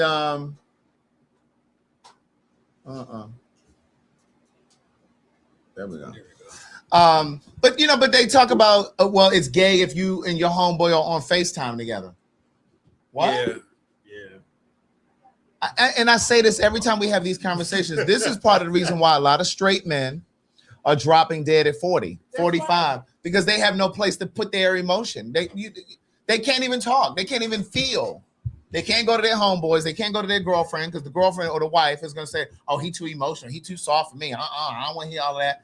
Like, where does this shit come from? Like, that shit is weird. Then that is a role. That is a role. Then they be over there talking to the trainees like, damn. Right. I'm so free over here. Because I get y'all saying that it's satire and she was joking, but people actually do believe that. What? You know how many times I've heard people say, oh yeah, you eat a hot dog, that's sassy. Or oh yeah, you biting the hot dog. No, or you biting the banana. Oh, that's don't go to putting that shit, but that's satire. You girls be in groups and conversations and talking about you go to watching niggas. Y'all go, it's the shit y'all do. Niggas do you actually sit and listen to niggas talk? No. And you know what the problem is with a lot of you motherfuckers? Because we motherfuckers included, we speak for so many groups of people, bitch, was I speaking to them. Mm-hmm. Bitch, you've already identified the men as gay. Mm-hmm. We've identified them. We ain't asked the niggas what they is. Mm-hmm. We ain't said we can't speak for no nigga. We ain't asked them niggas because if you ask them niggas, and they honestly talk to you, they gonna tell you, bitch, what you talking about? Gay. Mm-hmm. That ain't me. Mm-hmm. And the things that you think that you're counting, oh, he wearing bedazzled jeans, or oh, he eating a banana, oh, he on FaceTime. The shit that you think you're paying attention to, you're missing. Right. The ones that you think is sassy, you missing the ones that's really getting bent over. That's really getting fucked. I keep telling y'all, they don't embody none of that. I keep telling y'all about that gym. That gym is filled with them niggas. I keep telling y'all about that gym and that hyper masculine shit, that over masculine bullshit. Right. That machismo bullshit. That bullshit. Because they're trying to compensate for something.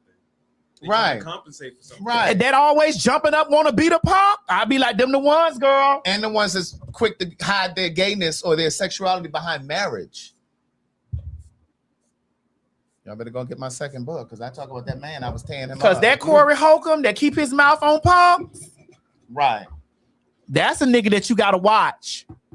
Because that bitch keep his mouth on punks and always talking about what a gay nigga or what happened to a gay nigga. I don't trust niggas like that. Them be the main motherfucker sucking dick. Right. It's so much commentary. Main motherfucker sucking dick. And it's part of the reason why you have DL Pride events. What's that? A DL Pride event. That's not true. That's AI. Well, this came from Daily Doses of D. Is it AI? Girl, no. Oh, those are all gay men. Well, but the point is, those are gay men. But they got their faces covered because somebody said it's AI.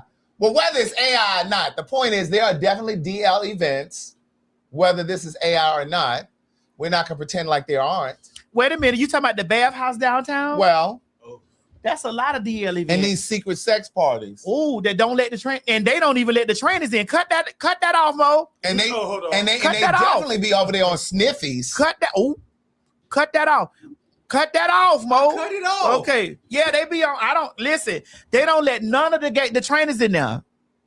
Bitch, I had got the T-child. I almost. 30 seconds. Oh Lord. I almost pulled it.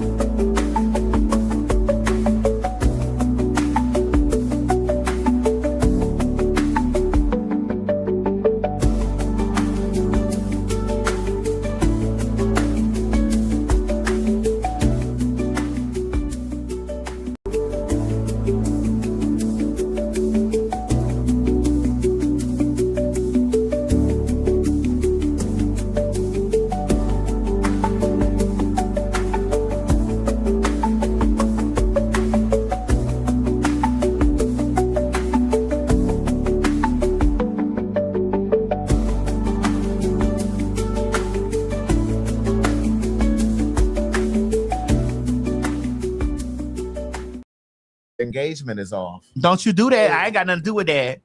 Don't you do that. Don't you do that. Don't you do that. I don't have no idea what you talking about. I'm free falling. So we done addressed the Sydney Star. We done talked about Jasmine. We done talked about the Antigua trip because we 2:30 we out of here. And accountability court, please. Oh, hold on. Who coming? These pastors. Oh.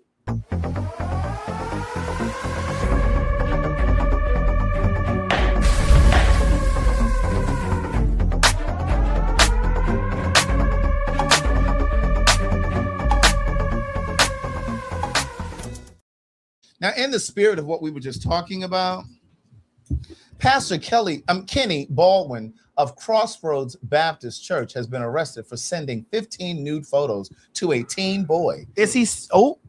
Now, just like with Sydney Star, are you all going to castigate all of the pastors? Mm-hmm. Mm-hmm. You can't castigate all of the trainees. Right. Because you damn sure was trying to castigate me, and I ain't getting castrated. But you know what? That is true, though. With this whole Sydney Star thing, it's all the trans right. do this. But we've heard more stories about pastors. Hello, and they'll never say, "Oh, we got to be careful with these black pastors." It's always an isolated thing, and even then, they're willing to pray for them. They'll sit them down for a moment. And then they'll bring them back in. All they got to do is say, I've repented to God, and it was just the lust of the flesh that got over me. But see, against us, that church spell that they have folk under. And that's what happens when people, parishioners, deify their pastors. That's true. They don't want to see them any other way. And then this next pastor,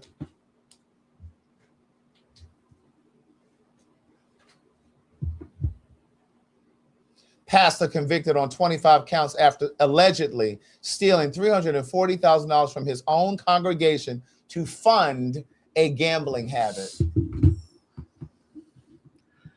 First of all, I'm not going to no church with no pastor looking this flashy. I ain't going to no church with no pastor bitch doing a motherfucking thing. Right. Because he's all about money, you can tell. It is.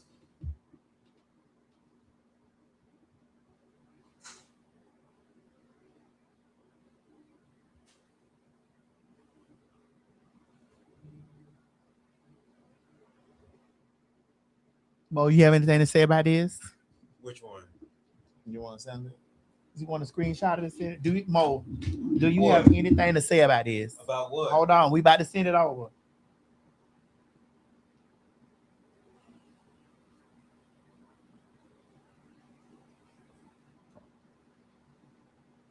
Do you want to put it as present? Yeah, we can. Oh, there it up there.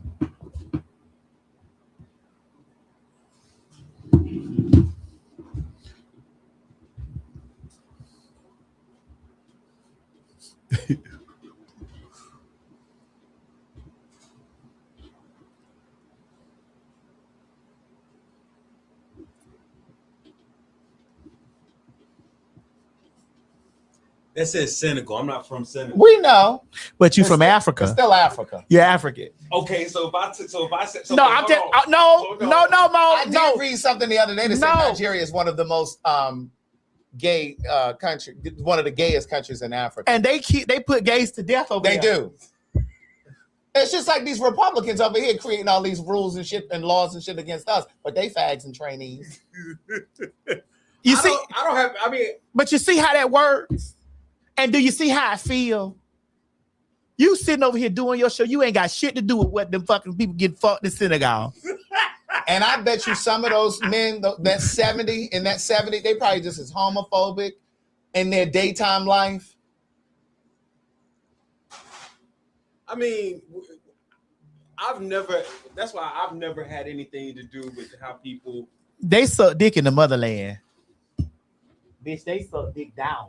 Well, I don't know. And over there in East too, over there in Dubai and all them other countries. Now they sucks dick down there. What? Bitch, when I tell you I could have been flued out so many times. I didn't know about that. I know that they like pooping on people though. Yeah, they do that, but they sucks dick over there. You hear what I'm telling you? They eats that dick up.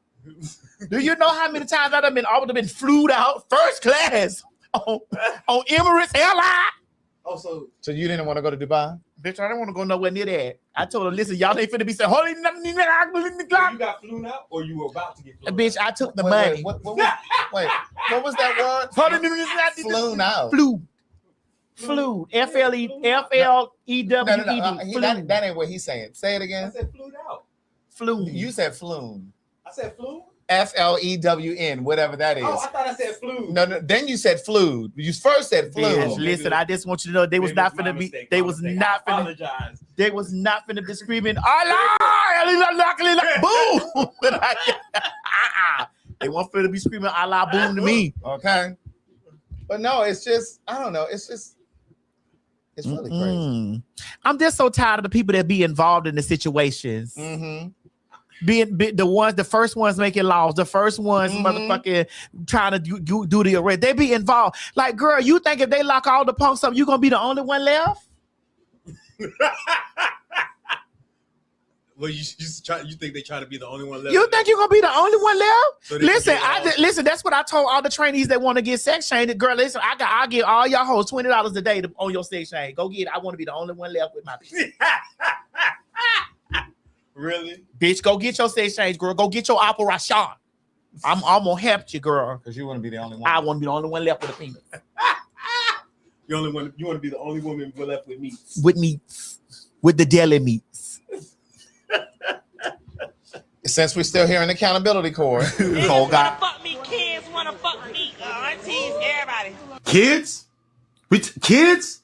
Hey, wrap this shit up, gang. That's that Quiet on the Creek dude. That's the dude that makes that song. Listen, wrap that shit up. And black women, I bet not hear any type of defense for this type of behavior. I don't give a fuck how much you want him to be your best friend. That shit is despicable, bro. I don't give a fuck. And that's not like something you say by accident. He mentioned children. I have no problem with that community. Y'all, do what you do, whatever you into. I don't care. I say some of the craziest shit on my streams. If you ever saw my streams, I say some crazy shit, but I never mention children. Yo, wrap this shit up. That shit's disgusting. I told you that video was that old. video with Saucy was old. Yes, I wanted to dig into the nigga. Oh, right. You're taking a different angle. Oh yeah, go ahead. I'd like to see this because my thing is what I've seen since I've been looking into this. People were saying Saucy didn't say kids; he said Kens, Kens. I don't know what he said, but my point is this: whether Saucy said kids or Kens, where is this energy for all of the people who still want to support R. Kelly? He was absolutely fucking children. And aside from him fucking children, he was abusing grown black women. And so where was all of this commentary when, as you mentioned, Boosie earlier, when Boosie was talking about his 13 was propositioning his 13-year-old son and nephew. I keep that in my phone just for reference. And he still right. He still doesn't get no slack. And y'all ain't creating no commentary about none of that. Ain't none of that. So my thing is, even if you thought that's what he said, where's the balanced commentary? It never is. And what about your president? As somebody in the comments just said, what about Trump? Anybody going that hard about that? Y'all forgot about them Epstein files too. So somebody in the comments now saying free R. Kelly. Well, then you may as well free Sydney Starr. I mean, if you don't really give a damn about children, I mean, don't be outraged because the trainee does it, but you're not outraged because R. Kelly did it. Why? Because you like R. Kelly's music? Trap jaw asshole, where you at anytime Boosie's speaking about motherfucking kids, about his nephews and shit getting fucked and sucked on? Oh, it's okay because they were women. It was straight sex and not gay sex. Oh, okay. Y'all niggas are so full of shit. So fucking backwards and shit. Suck my dick, just like I said earlier. In the thunder and rain. What you finna play, Mo? That's Janet. Where's Janet? I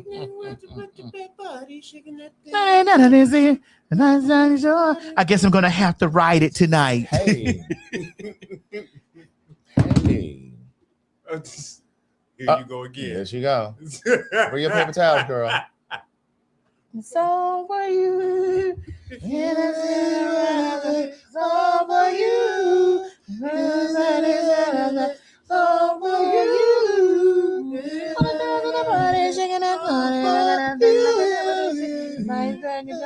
I guess I'm gonna have to ride it tonight. You skipped the whole thing, man. Right. I guess I'm gonna have to ride it tonight. I guess might. Okay. Just might, honey. Do y'all want to talk about the city winery in Atlanta? Because about what? Oh. Okay, so we're gonna have to move the dates for the city winery in Atlanta. We're trying to get that date together. Sorry, ladies and gentlemen. For those of you who have bought tickets already, we're moving the date around. I don't have an answer for that right now. The 19th, I'm already going to be in Dallas. I'm so sorry about that. I'm already going to be in Dallas on the 19th of September. So we're moving the date to either the 1st.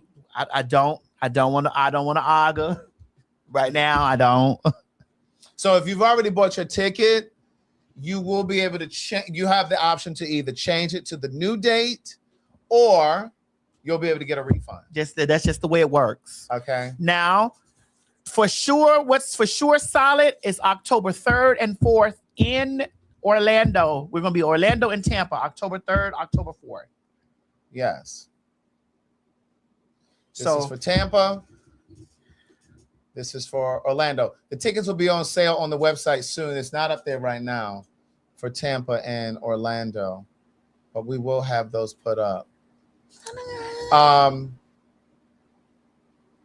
What was I going to? I do want to make mention of this conversation here because there's a lot of conversation going on online about this new dress code that Tuskegee University, which is my sister school, Booker T. Washington founded Tuskegee, but it's my sister school because he graduated from Hampton. Oh, your sister school, not your sister's school. But No. Your sister. Okay. So the sister school to Hampton University is Tuskegee, but Booker T. Washington graduated from Hampton, and then he went on to found Tuskegee. But they're talking about these bonnets and pajamas and whether or not is slippers and shit.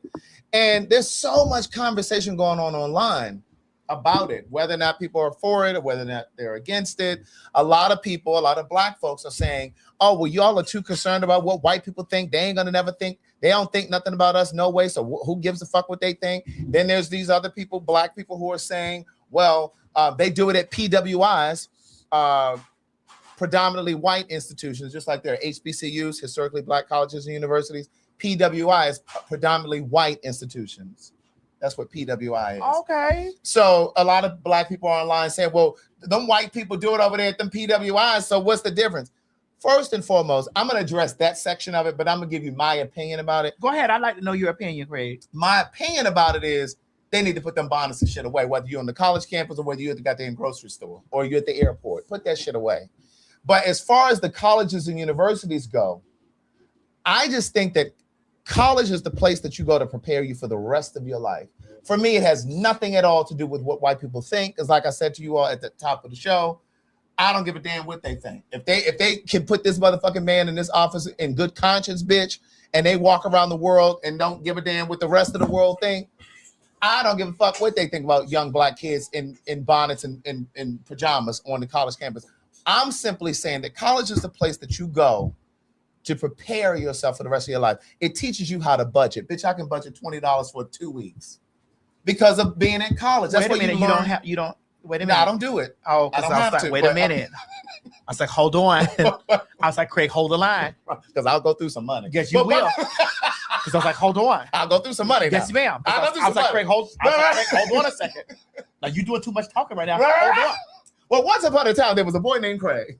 Honey. And my thing is, that's where I learned to budget, seriously, right? I had child support when I was in college, so fortunately, I didn't have Craig, to work. you was on child support? My mother wrote it in the divorce. Wait, you were on child support? I was receiving child support. support. Because I was like, girl, where? I don't have any children. Where's my niece? Where's my niece? Craig, you done had some pussy? You a bull dagger. Well, you gay. Well, you're gay. Well, ew. I'm not talking about man butt. I'm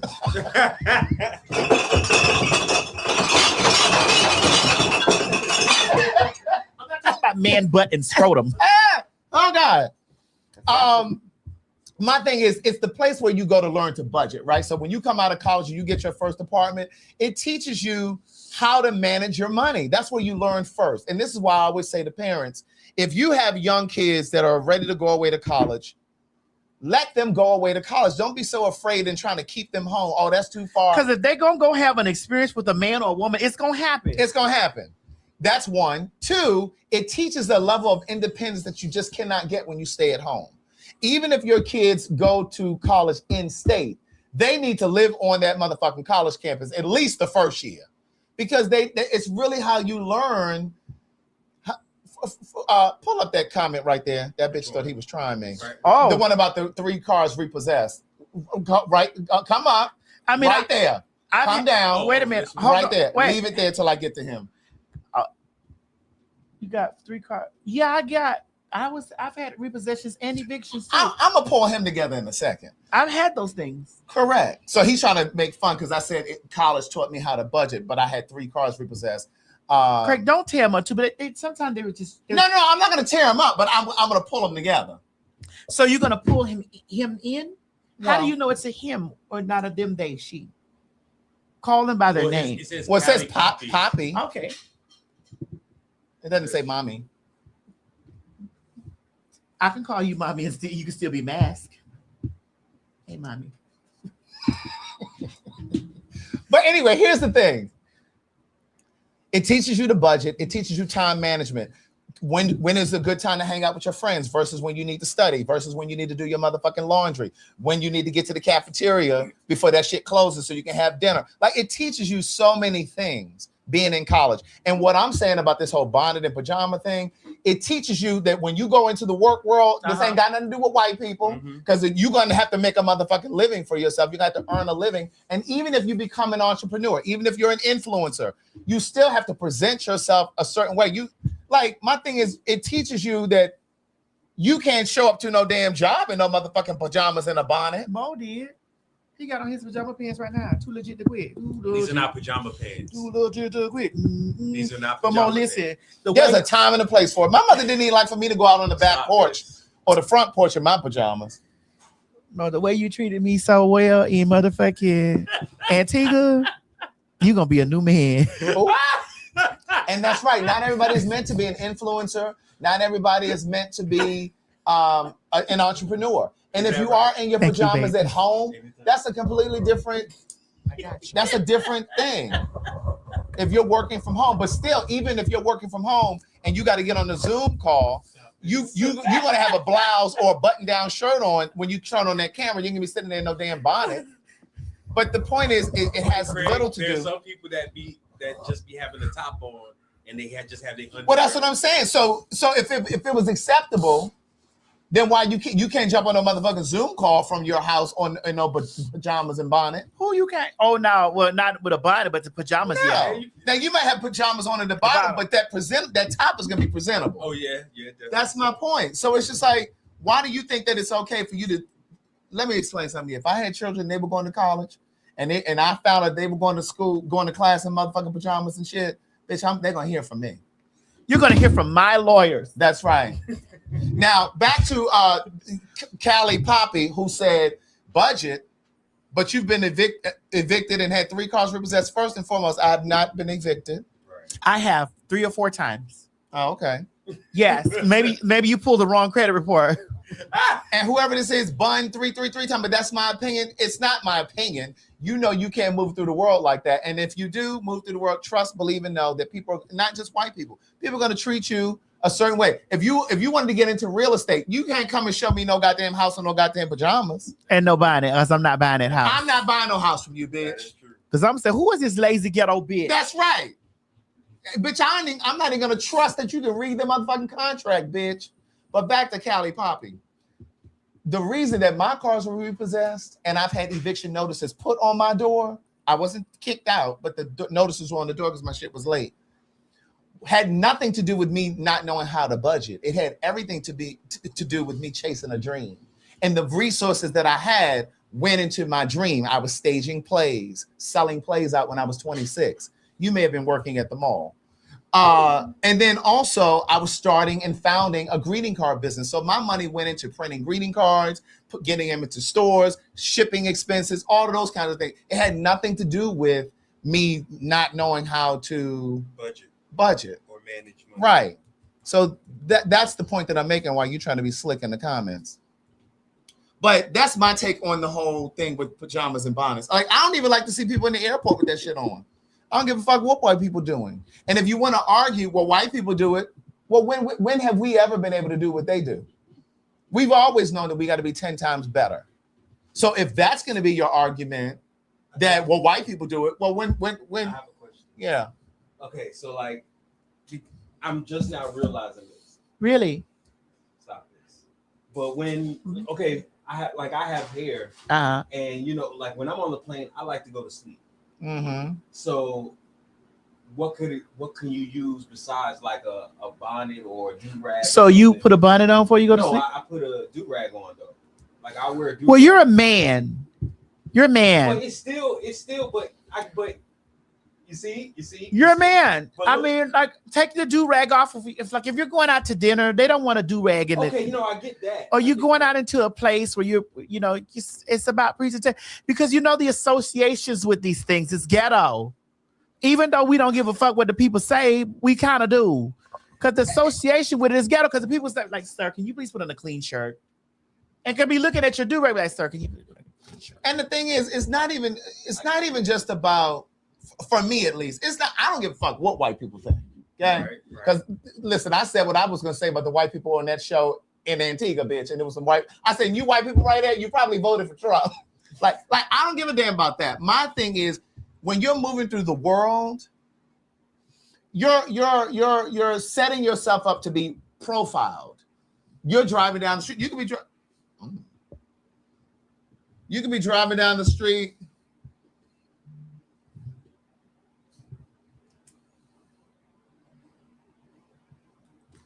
Why you be distracting me with all this porn? Girl, because it be a lot. This is not porn. This is a chicken recipe.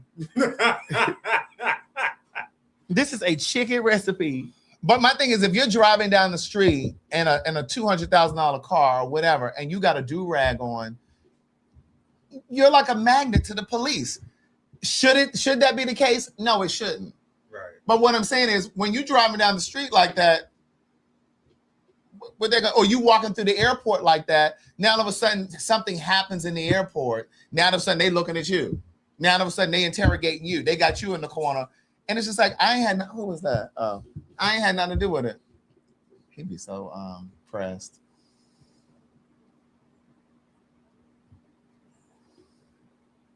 I guess I better get me one of them silk lined hoodies then.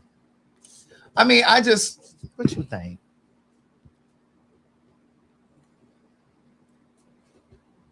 That's not, you ain't never, I know you've seen it before. Because he's definitely posted it.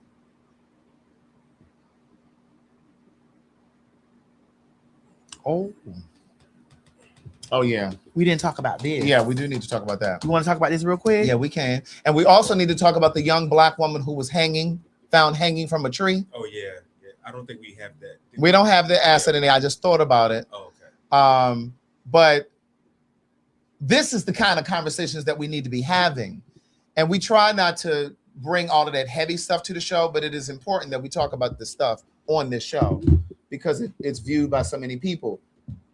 We definitely need to be having more conversations around that and not what is happening in who's gay and who's not gay and who's dealing with trans. Like, those are the conversations that we need to be having because there's no way in the world. I don't think that we need to show this. I don't know if we should show it because they probably. Is this volume turned down? Yes, down. Let me just screenshot.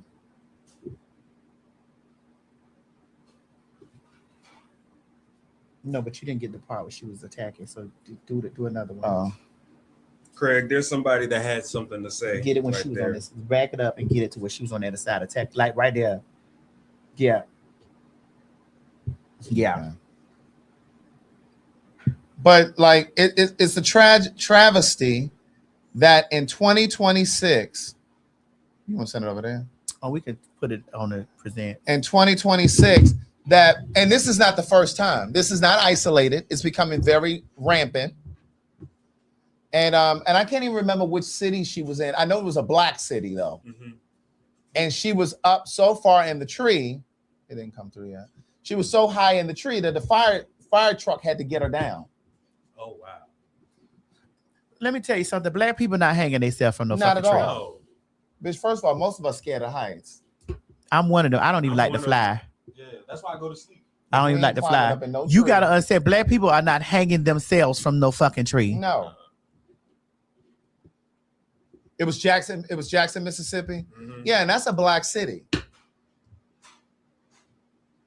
You know, so while we're running around here trying to figure out who's gay and who's this, and like those are the conversations while people creating this online commentary, that's the shit that we need to be bringing attention to. And meanwhile, those white people who are responsible, allegedly, for Nolan Wells' death, them motherfuckers have started a Give, Send, Go, which is like a GoFundMe, but it's from what it seems and sounds like that Give, Send, Go, they allowed a lot of these racists to get up there and create crowdfunding things. They allowed that girl, that white girl up there in that park that time who called that little black boy a nigga, and she got fired from her job, and then she ended up raising $1 million. Oh yeah.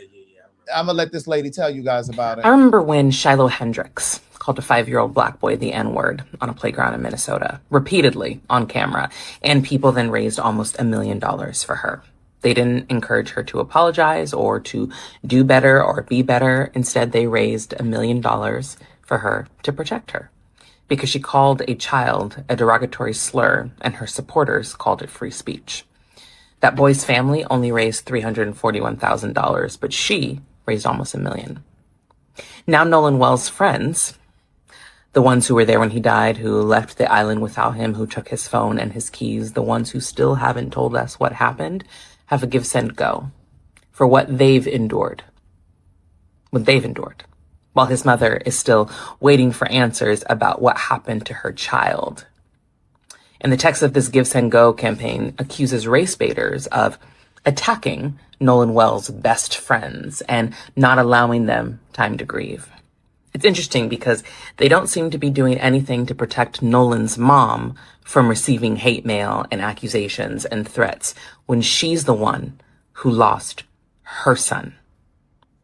I also remember when Daniel Penny choked Jordan Neely to death on the subway in New York. Jordan Neely was a 30-year-old homeless man who was hungry and scared and probably having an episode, but Daniel Penny raised $2.8 million and was then considered a hero. Derek Chauvin's mother created a Give, Send, Go campaign for her son after he was convicted of murdering George Floyd on camera. And she used Give, Send, Go because that platform loves to reward racism. But then when Carmelo Anthony's family tried to raise money for his legal defense because they couldn't afford a lawyer, people were furious that a Black family had the audacity to ask for help to help their son. See, racism isn't just a belief system, it's actually an economy in this country. Going all the way back until slavery until now, treating Black people as expendable pays. And if these campaigns prove anything, it's that.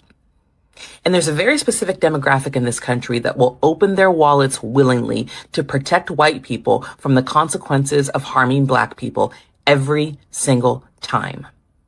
But what they won't do is ask what happened to Nolan Wells.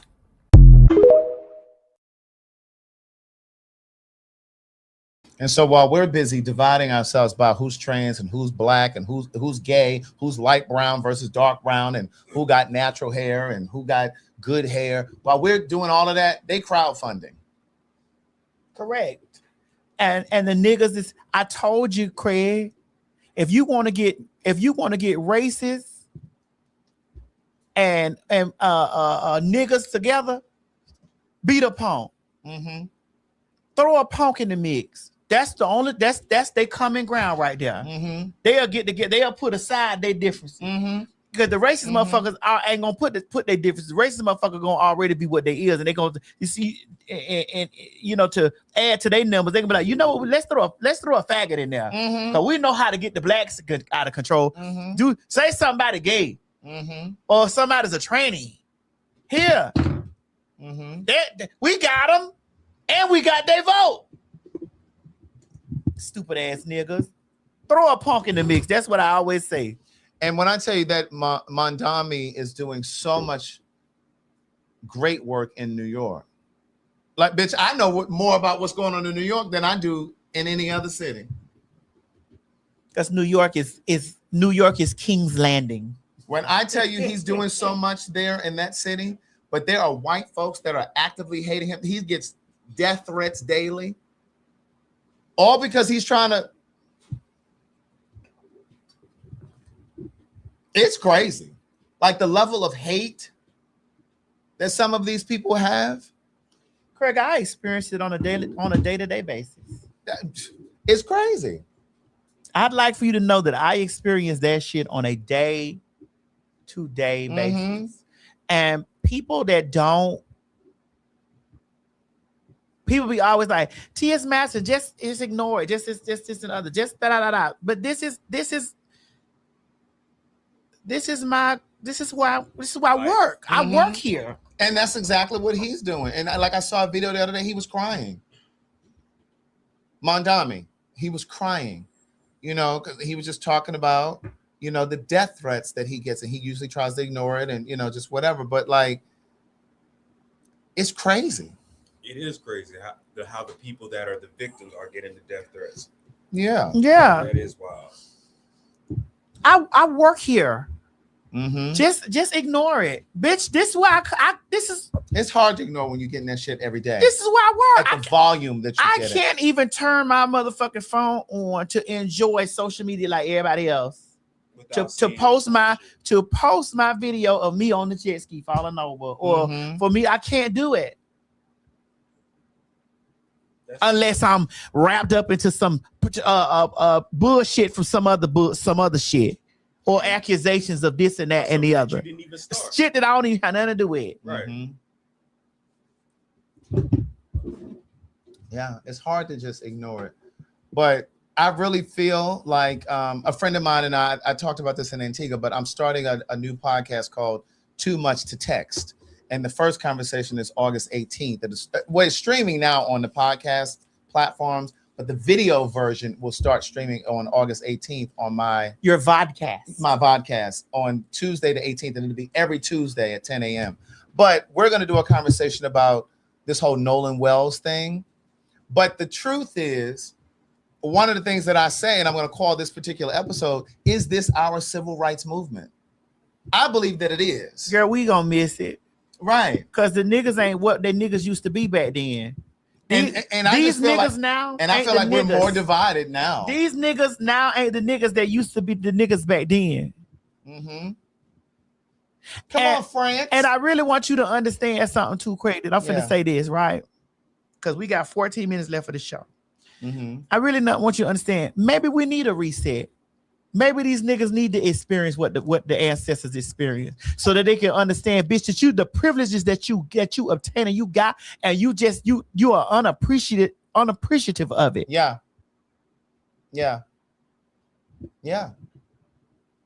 Something. Yeah. I mean, because whether it's Trump getting back into office and all of this divisiveness that we're increasing divisiveness that we're seeing and experiencing from white folks. We ain't gonna get no boots on the fucking ground. Yeah. I was telling people this a while ago. I was like, it's way more divided than what it was back then. Listen, the way you black ass niggas, a lot of you black motherfucking niggas be online talking about not just me, but just about us as fags and trannies and shit like that. The way you black niggas, I wouldn't get out there and lift a torch for you motherfucking hoes. I wouldn't live for a spoon. I wouldn't live for nothing. Fuck you, bitches. And if it weren't for Craig sitting next to me, telling me, massive, I'm like, man, listen. And I always try to bring that reminder to you, like, Craig, this is what I go through on a day-to-day basis as a trainee. Meaning me, T.S. Madison, and me as a trainee, have been used as a political ploy, as public enemy number one to the family, to the country, to the community, to this. There is no way that you will get me to be on a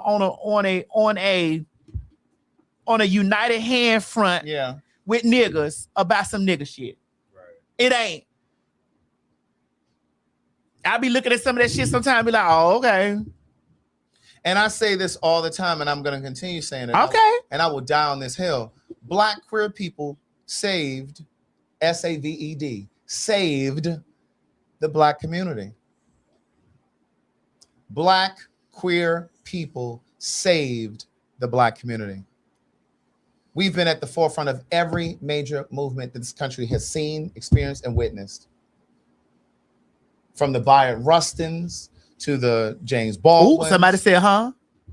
Yeah, I'm about to explain it to you. Black queer people have been at the forefront of every major movement, Miss Whitfield. We've been at the forefront of women's rights movement, civil rights, Black Lives Matter. You see, like, we've been in at every turn.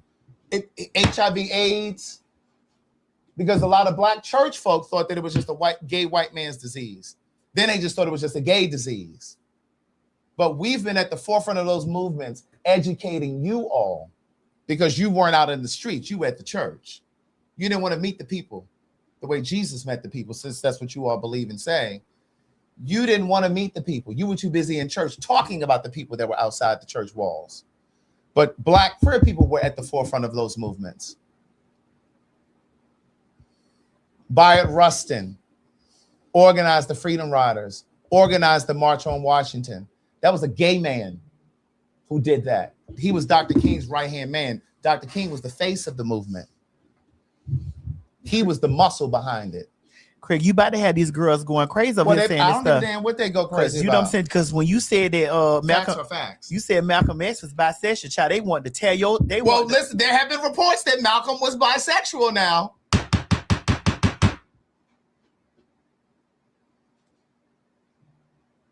It was black queer people that were out there at the beginning of the HIV/AIDS movement, educating black women and black men. And then you roll all the way back around to present day, and it was a black queer woman who founded Black Lives Matter. You can feel whatever you feel about Black Lives Matter. I don't know if they misappropriated money or not, but the point is they created a movement in this country when unarmed black people were getting killed. They galvanized us. There were chapters in various cities across this country. There was no single face for Black Lives Matter because history would have repeated itself. Dr. King was assassinated. Malcolm X was assassinated. Whenever there was a face, Fred Hampton, whenever Black Panthers, whenever there was a face for the movement, the United States government came in and assassinated them. So the difference with Black Lives Matter, there was no face. There were chapters across the country. And so we got to stop being divided because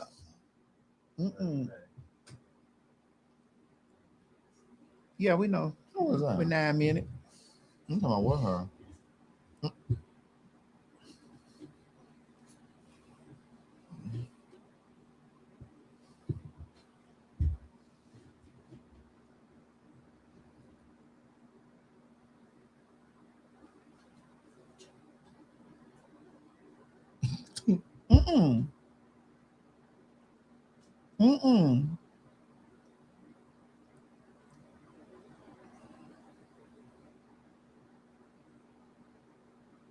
That's her date? Girl, that's her man. How old is he?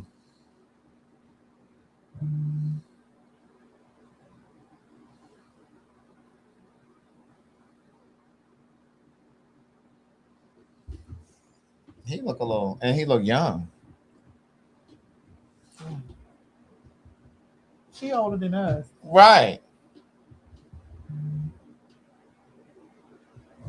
And he look younger than Mo. And Mo look real young with his hair braided back like that.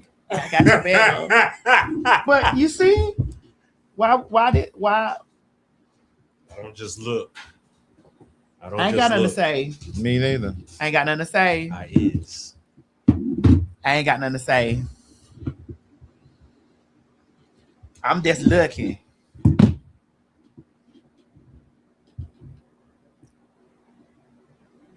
I don't go this young, Reed.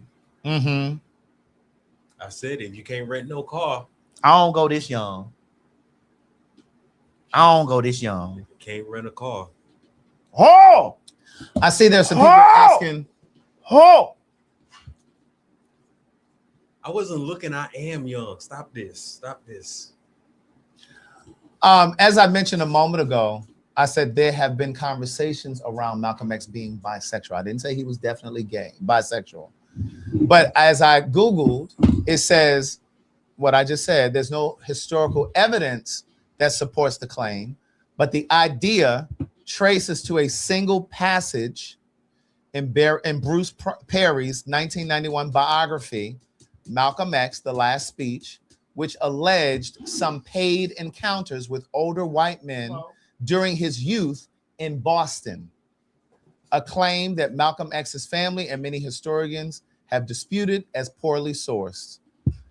Manning, because he was the leader in the Right. black community. So he was but the there black have been- community leader. But there have been conversations around that. Mo, I don't even go that young. You see how young that is? I don't go that young. And bisexual is not gay. Let's be clear here. Right. It's bisexual. All right, we come to the end of the show, y'all. Let's do one gotta go. That's wild. That's crazy.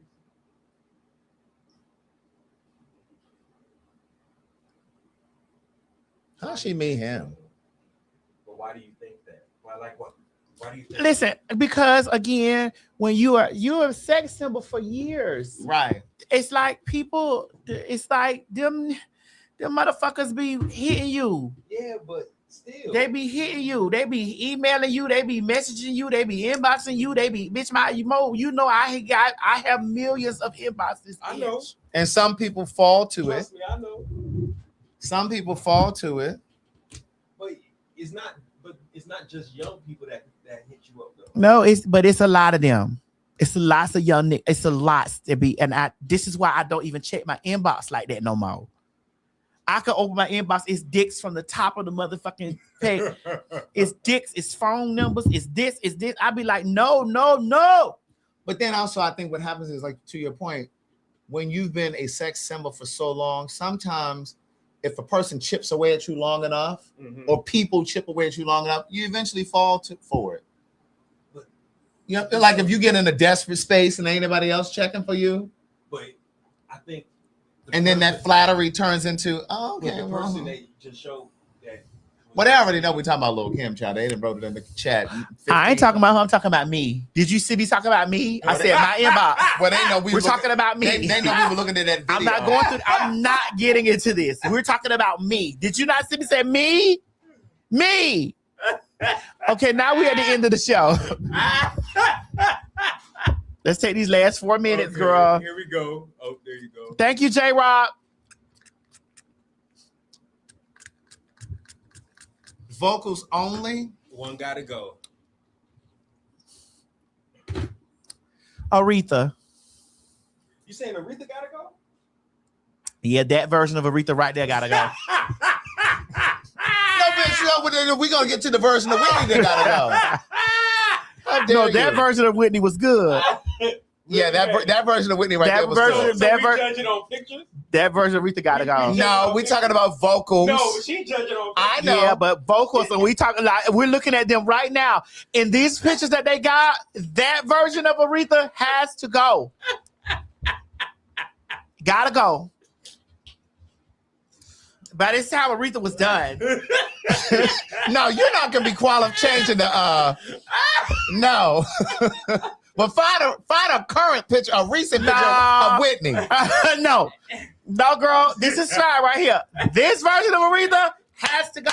That's not fair. Wait a minute. Anybody who said Anita gotta go, you got to go. You've lost your fucking mind. Right. Any version of Anita stays. No, this version of Anita gotta go. No, not this one. This one, if they took a recent picture of Anita out there with those slides on like that, oh, I can't stand them. And I saw her feet doing like this. Something wrong with that. Something wrong with her hip. That version of Anita. She walked with a little limp now. Now let's see. People are saying Mariah. Let me see this picture of Mariah. I kind of want to say Mariah gotta go. Let me move this. Hold on. There we go. Well, I'm thinking about vocals overall. I'm not talking about this picture. Oh no, this version of Mariah stays. This version when I left, I lost a part of me. When you put that long dick out of me. Really? Yes. This is we belong together. But here's the way that I look at it. Mariah will be the last one that I would play. If I was home and I'm gonna hear music around the house, I'm not putting Mariah on. I'm putting them other three ladies. Well, I'm gonna let you know that the first person that I'm playing is Anita. Correct. Second is Whitney. Now, because Anita's catalog eats Whitney's up. And see, for me, you're right. You said that. And see, for me, it's Anita, then Aretha, then Whitney, and then Mariah. Oh no, you said Aretha, then Whitney? Stop. Whitney ain't got that many great songs. Stop. Whitney had an amazing voice. She has enough songs that bitch that out of all carry me through no Sunday afternoon at the house. That out of all Aretha stuff. No, you out of your Girl, mind, please. bitch. I'm back on Aretha's double album, Daydreaming. Girl, and I'm thinking please. of you. Daydreaming. And You I'm talking about the thinking things of that she you. stole from Daydreaming and I'm the things that thinking she of stole you. from Dion? No. Those are things that she stole from Dion. Hey, Rethra. Oh, somebody said Aretha can't sing. Starlight, you got to go. Security. She said Security. she can't sing. Nah, Aretha can sing now. Aretha can't sing. Man, don't do that. But this version of Aretha, no. Aretha was gone already. If I'm at the house, she was packing plates. Now she was packing to-go plates. Take me through my entire Sunday. She was packing to-go plates. Whitney ain't got as many hits as Aretha. She was packing to go plays. I know my parents love me. That ain't even that version. Girl. That version was the Aretha with the child. That song even fucks up $1 Million Bill. Well, this is not $1 Million Bill, Whitney. No, it's not. Sorry. It's not. That's Preacher's Wife, Whitney. This is definitely this is Waiting to Exhale, Whitney. Oh, that's Waiting to Exhale, Whitney. Yeah, I knew it was one of them movies. That's Waiting to Exhale, Whitney. That's almost Preacher's Wife. Somebody say you should have replaced Patty with Aretha. Then what? Mariah still would be last for me. I'm listening to Patty before I listen to Mariah. Mariah has great songs. I love Mariah. I just said at the top of the show. It's because she's a great pen. It's because she's a white woman. No, it's the same reason. It's the same reason. That circles on that.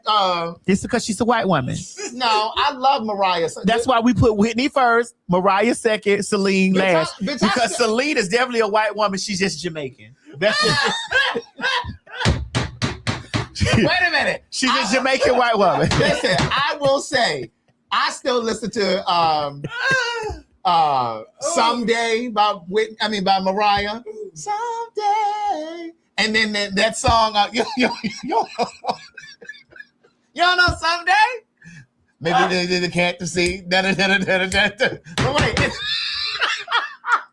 Hey, wait, what's the other song where she says, not more than 3 short years ago, I was abandoned and alone without a penny to my name, so very young and so afraid, no proper shoes upon my feet. Sometimes I couldn't even eat. What's that song called? I often cry myself to sleep. We're 1 minute over showtime. Please scoot these ladies to the side. Step aside. Make it happen. Make it happen. Yes, I still listen to that.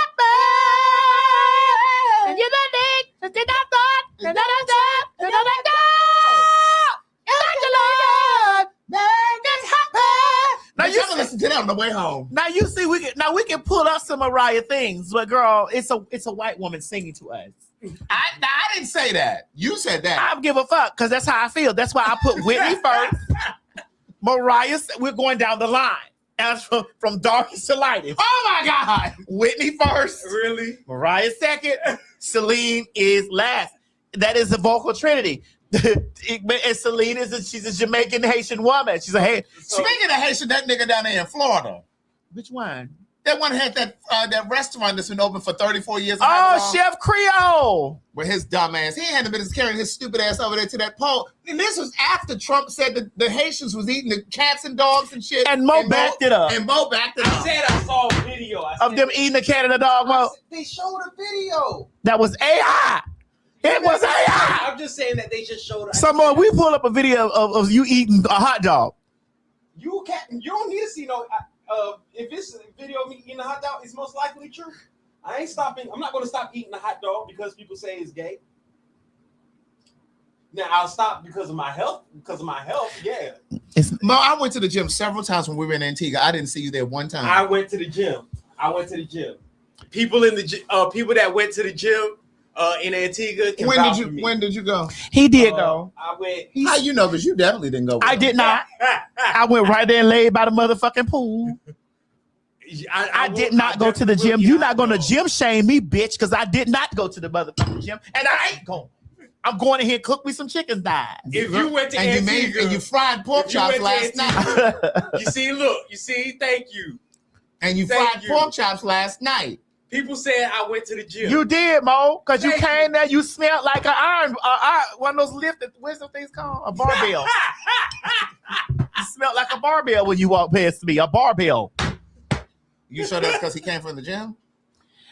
Well, what are you trying to say? I mean, it was very hot in Antigua. Well, barbell there's a difference between a barbell smell and a hot nut smell. Because hot nuts on an Antiguan beach, I've smelled that. Stop. Hot nuts on an Antigua beach on an African? Oh!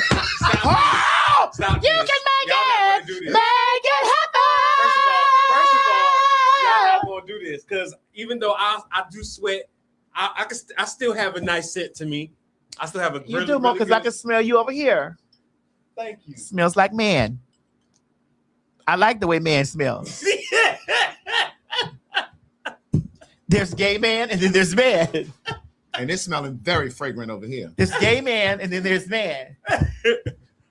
I That's no good. And then there's me. The in between. That's an aromatic scent. Pastels and lavenders.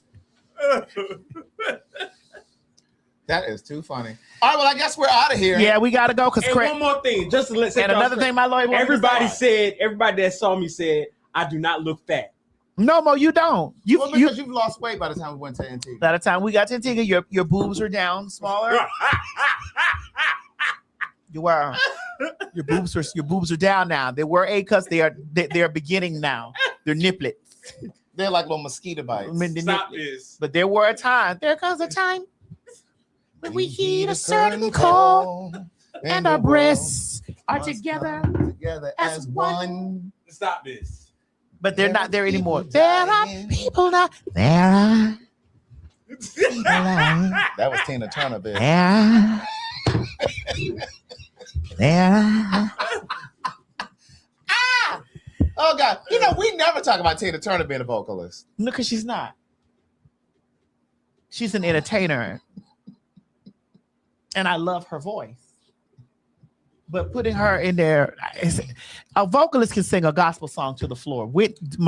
Tina don't know. She knows Nomnia Oringnik, yo. You don't think Tina could have sang gospel? No way. Why not? No way. Why not? She doesn't have that soul in her. That lady was raised in the church in Nutbush, Tennessee. I don't know what church it was. But it was not, I don't know what, there's a lot of churches in Nutbush, Tennessee. But singing gospel, that was not, no. Rock and roll, yes. They said Tina has sung gospel. Should be the clip. Don't y'all consider her the queen of rock and roll? Rock and roll, yes. Her voice is curated for that. What name did they come up for Patty? They felt like they had to give her something. Don't do this, Craig. Cause don't do this, Craig. Because Tina was the queen of what? Rock and roll. Yeah. Aretha was the queen of soul. And what did they make Patty? They came up the with godmother of I don't know what the princess or what they call her. Alexa. The godmother of soul is Patty. Is Patti LaBelle Alexa? He said the godmother of soul. Is Patti LaBelle known as the godmother of soul? Yes, Patti LaBelle is widely known as the godmother of soul. Dana, what does that mean? Alexa, has Tina Turner ever sang gospel? Yes, Tina Turner sang gospel, most notably on the 1974 album The Gospel According to Ike and Tina, and in gospel-styled live. The gospel according Whatever to had Ike in it ain't had shit to do with church. Whatever had Ike in it ain't had shit to do with traditional gospel. But here's the thing. Aretha, queen of soul. Tina, queen of rock and roll. Rock and roll. Why is Patty the godmother? She over there. Just like they didn't invite her to We Are the World. They put her over there. Hey, that's like they invite Well, her. what is Diana Ross? Absolutely nothing. Well, girl, she is Motown. Well, Diana Ross is Motown. She's the legend. she's the legend, Oh, so Diana Ross is just the legend. Right. Alexa, is Diana Ross known as just the legend? Absolutely. Diana Ross is widely hailed as a legend in music and culture. She's often called the boss and celebrated for her 6+ #1 hits and iconic Motown legacy. Hey, I don't think I got your name yet. What is it? Craig the writer. Craig, I don't seem to have a profile for you. Diana, have your profile. Alexa, okay, thank you, girl. Alexa, stop. She's the boss. Diana is the boss. Yeah. So the rest of those girls, all that queen and all that other shit, godmother and all that goddamn, bitch, the boss is like. But which one is higher though? Which one is higher? The boss. The boss. Fancy me. Pick me and it's fancy. That was Diana's song, bitch.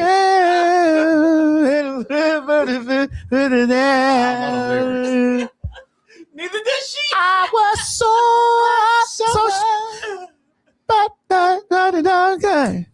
on and off. I was so sure that love taught me who was the boss. That's all They I said know. what was Janet Jackson. All right, y'all. It's time to go. We'll see y'all Sunday. We'll see y'all Sunday. You guys have an amazing, what's today? Tuesday. Amazing Tuesday. We'll see y'all on Sunday. Don't forget to get your liquid blends. I'll be seeing you before Sunday, girl. How you do it? How you do it? Yes, I'll be flying to New York this week because I'm going to see a play. Oh! I'm going to see Ragtime. I really want to go back to New York. Is Death Become Her still playing? Alexa, is Death Becomes Her still playing on Broadway?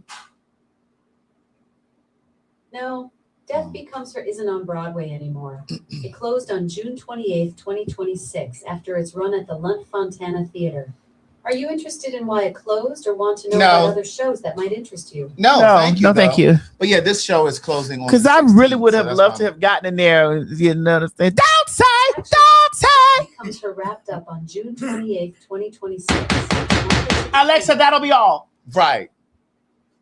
Alexa, you're dismissed. Don't say, don't say, don't say. Bye, y'all. Bye, y'all. Hey, everybody, this is T.S. Madison. And if you are trying to grow your business, brand, or product, why not advertise with me? Email me at booktsmadison@gmail.com so that you can get in on our comprehensive advertisement packages. Unique visits, unique subscribers, honey, a broad demographic. Advertise with me today. Shh, quit talking and listen. Get over to my Patreon right now so that you can receive some exclusive content from the TS herself. Who you said? The TS. Patreon is filled with one-on-ones, exclusive content, behind the scenes. You can even chat with me in there, me and you. It's just me and you. So get to www.patreon.com/TS Madison Hinton, and you'll be glad you did. I promise. Alexa.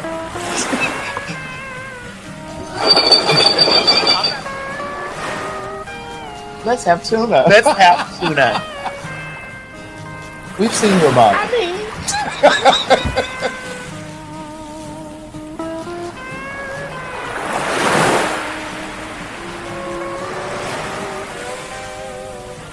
If you've never been to the DR, this is the time to go. Book your ticket and get your ass down to the beach, baby, because the fags are going to be in Punta Cana. That's right, October 21st through the 25th. Pin mob, pin mob, pin mob. You hear me calling your name. God damn it, the TS is celebrating her birthday, honey, of the big 4-9. October 21st through the 25th, down in the Dominican Republic.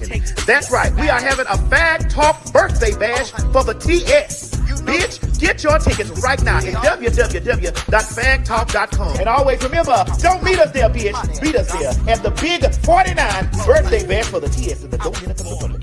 See ya. Some words are too big for text messages, too personal for a group chat, too you for a store-bought card. That's why we built Say It in a Card.